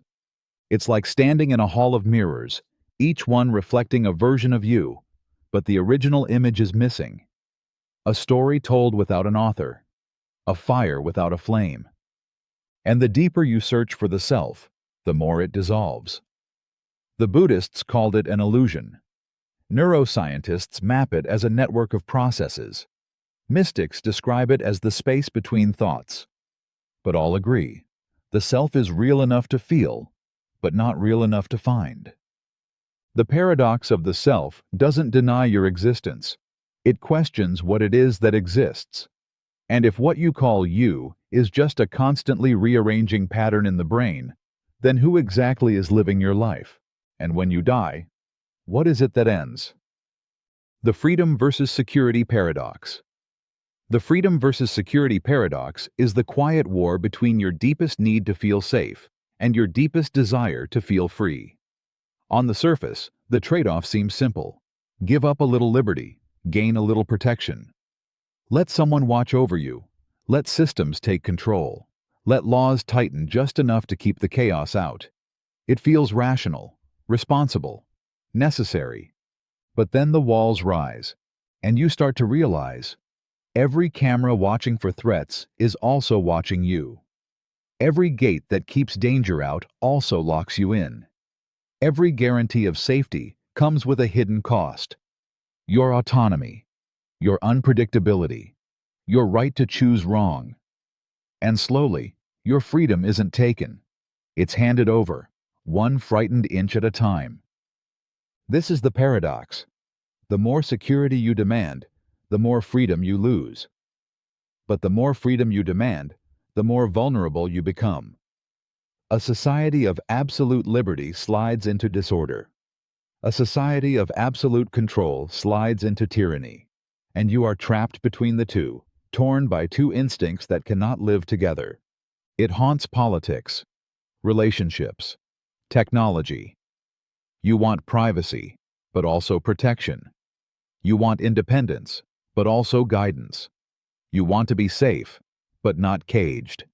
And yet, in the name of safety, people surrender liberties they'll never reclaim, until one day they realize the system meant to protect them is the thing they now fear. The freedom versus security paradox doesn't offer a solution. It forces a choice. And in that choice, the question that echoes is not what are you willing to risk, but how much of yourself are you willing to give up to feel untouchable? And once you've given it, how do you ever get it back? The Open-Mindedness Paradox. The Open-Mindedness Paradox is the unsettling truth that being truly open to everything means being open to things that destroy openness itself. It begins as a virtue. Stay curious, stay flexible, listen to all sides. You tell yourself that an open mind is a strong mind, that tolerance, humility, and empathy are the keys to growth. But then you meet ideas that don't want dialogue, beliefs that demand obedience, voices that use your openness not to exchange, but to invade. Here's the paradox. If you're so open-minded that you tolerate intolerance, you allow intolerance to grow. If you entertain every idea, even those that dismantle the very concept of discussion, then open-mindedness becomes a self-consuming fire. You lose the ability to say no. And the very thing you stood for, freedom of thought, gets devoured by the things you refuse to exclude. You begin to realize that even openness needs boundaries. That without lines, everything bleeds into noise. That some ideas must be rejected, not because you're closed-minded, but because you're protecting the space where minds can actually meet. But how do you know where to draw that line? The open-mindedness paradox traps you between pride and danger. Too closed, and you become dogmatic. too open, and you become defenseless. And in that liminal space, a darker question forms. What if being open-minded means accepting that not every door should be opened? And what if the most dangerous idea is the one that says all ideas are welcome? The Justice Paradox. The Justice Paradox is the disturbing truth that in trying to create perfect fairness, we often create new forms of cruelty. Justice is supposed to restore balance, to punish wrongs, protect the innocent, make things right. But the more we pursue it with righteous certainty, the more we risk becoming what we meant to destroy. This is the paradox. Justice demands judgment, but judgment can blind. When someone commits harm, we seek retribution. We want them to suffer as they made others suffer. But how much punishment is enough? And who decides? When justice becomes about vengeance, it stops being justice. It becomes theater. It becomes emotional math, pain for pain, suffering for suffering. But suffering doesn't cancel suffering. It multiplies it. Worse still, systems built to uphold justice often reflect the very injustices they claim to correct. The powerful shape the laws. The innocent fall through cracks. The guilty sometimes go free, while the broken are made into examples. In our thirst for justice, we build machinery that punishes not just actions, but people. We forget the line between accountability and annihilation. The Justice Paradox deepens when mercy enters. To show compassion for the wrongdoer feels like betrayal, but to deny it feels like cruelty. Can justice and forgiveness live in the same heart? The truth is, perfect justice may not exist, because humans are imperfect. We judge with bias. We punish to feel whole. We call it fairness, but often it's fear wearing a mask. And so we walk the tightrope. If we judge too little, we allow evil. If we judge too harshly, we become it. The Justice Paradox isn't about laws. It's about the danger of believing we're always right when we're most certain we are. The Observer Effect. The observer effect is the eerie phenomenon that simply watching something changes it. In physics, it begins in the quantum realm, where particles don't have defined states until they're measured. An electron behaves like a cloud of probabilities until you observe it. Then, suddenly, it chooses, collapses, solidifies, as if reality was waiting for you to look before deciding what it was. But it doesn't end with particles. It haunts every level of life. A person speaks differently when they know they're being watched. A performer shifts the moment the curtain rises. A truth mutates when it's told to an audience. The act of observing isn't passive. It's invasive. It touches the subject, warps it, bends it toward expectation, judgment, fear, pride. This is the paradox. You can't look at something without changing it. But if you don't look, you can't know it. So what is real? The raw, untouched truth that exists in solitude? Or the version that appears once light is cast upon it? The observer effect reveals that purity might be impossible, that even your gaze carries weight, that to witness is to alter, and that every piece of knowledge you hold, every memory, every fact, every person, is entangled with the way you first saw it. It casts a shadow over everything you think is objective, because maybe there's no such thing as seeing clearly, only seeing through yourself. And once you realize that, you have to ask, who are you shaping just by watching them? What have you changed simply by caring to look? The frame problem. The frame problem is the silent nightmare of artificial intelligence and the hidden trapdoor of human consciousness. It asks a deceptively simple question. When something changes in the world, how do you know what doesn't change? Imagine a robot is told, "Fetch the battery from the room." Sounds easy. But the moment it moves, everything else in the universe might also change. The temperature, the lighting, the position of objects, the background noise. The robot must now determine which of those changes are relevant to its task, and which aren't. That's the problem. It doesn't know what to ignore. Humans solve this effortlessly. You don't reconsider the entire structure of the room every time you pick up your keys. You just act. Your brain filters out the noise, but no one fully understands how. No logic system, no algorithm, no line of code can replicate this intuitive knowing, this ability to frame the world and declare, this matters, that doesn't. The frame problem exposes a terrifying truth. Intelligence isn't just about knowing what to think, it's about knowing what not to think about. Without that filter, thought collapses into infinite possibilities, endless calculations, and decision paralysis.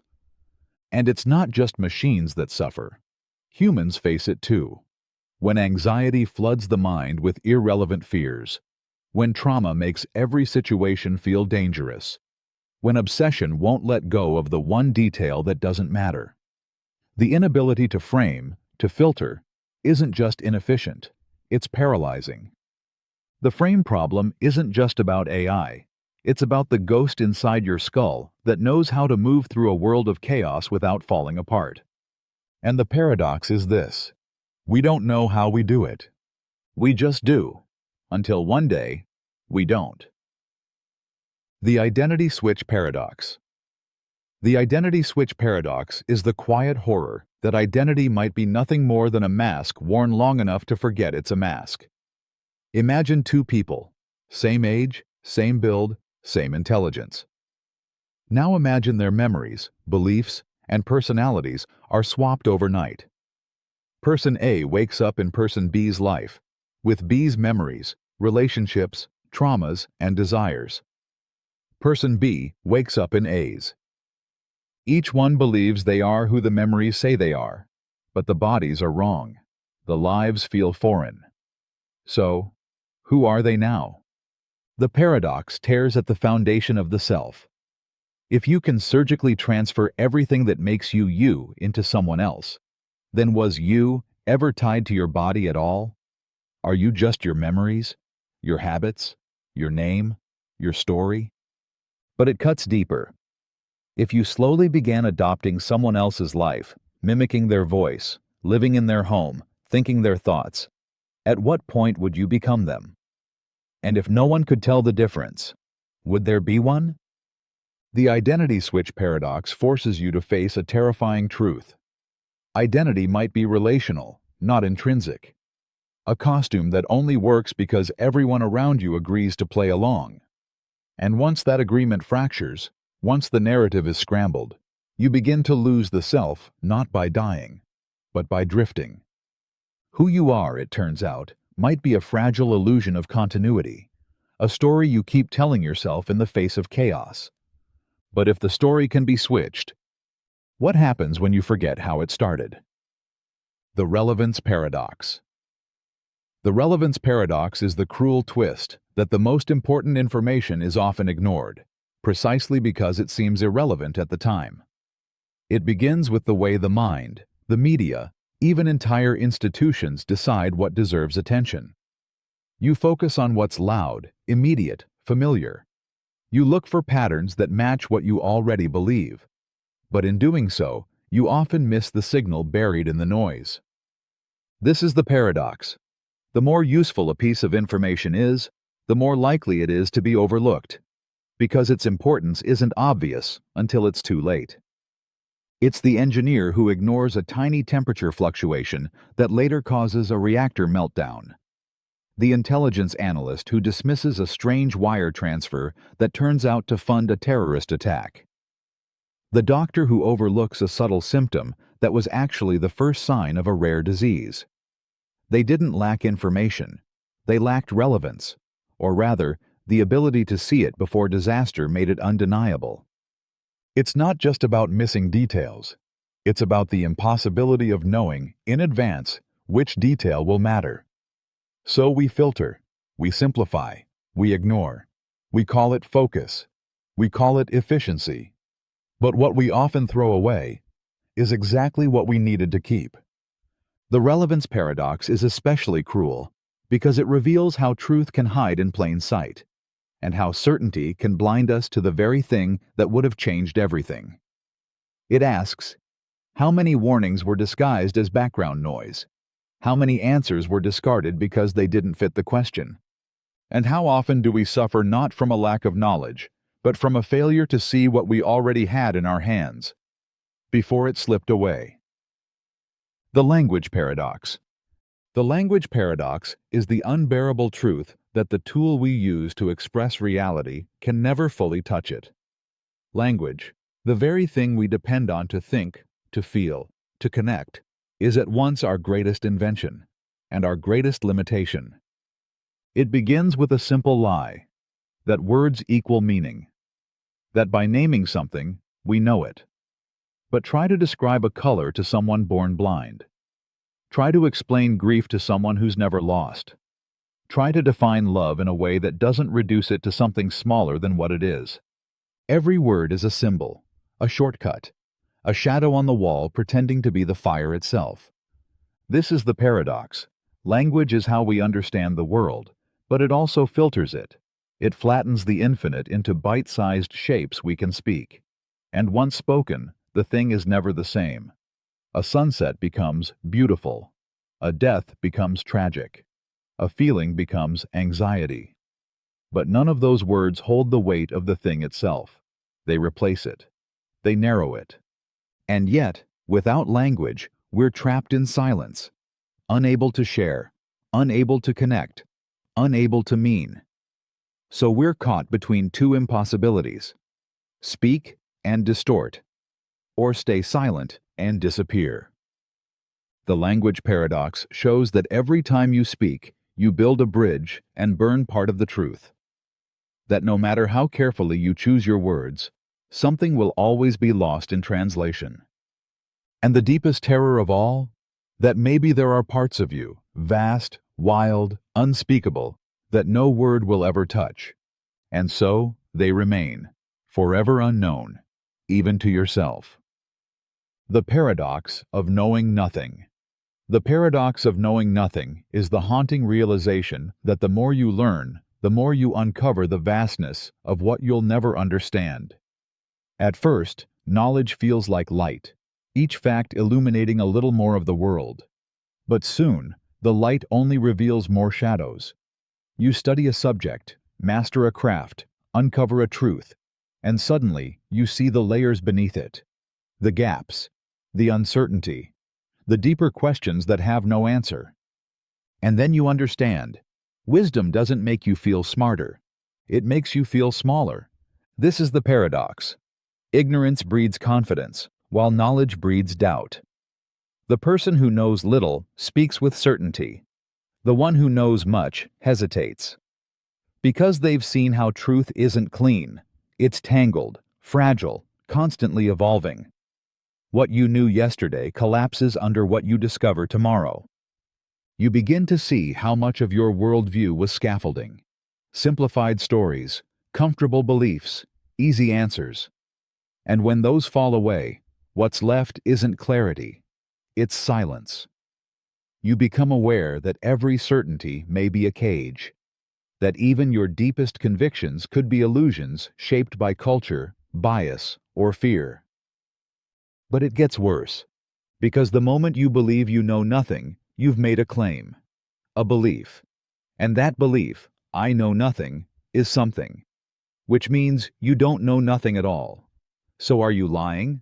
Or are you right in a way that cancels itself? The paradox of knowing nothing isn't just intellectual, it's existential.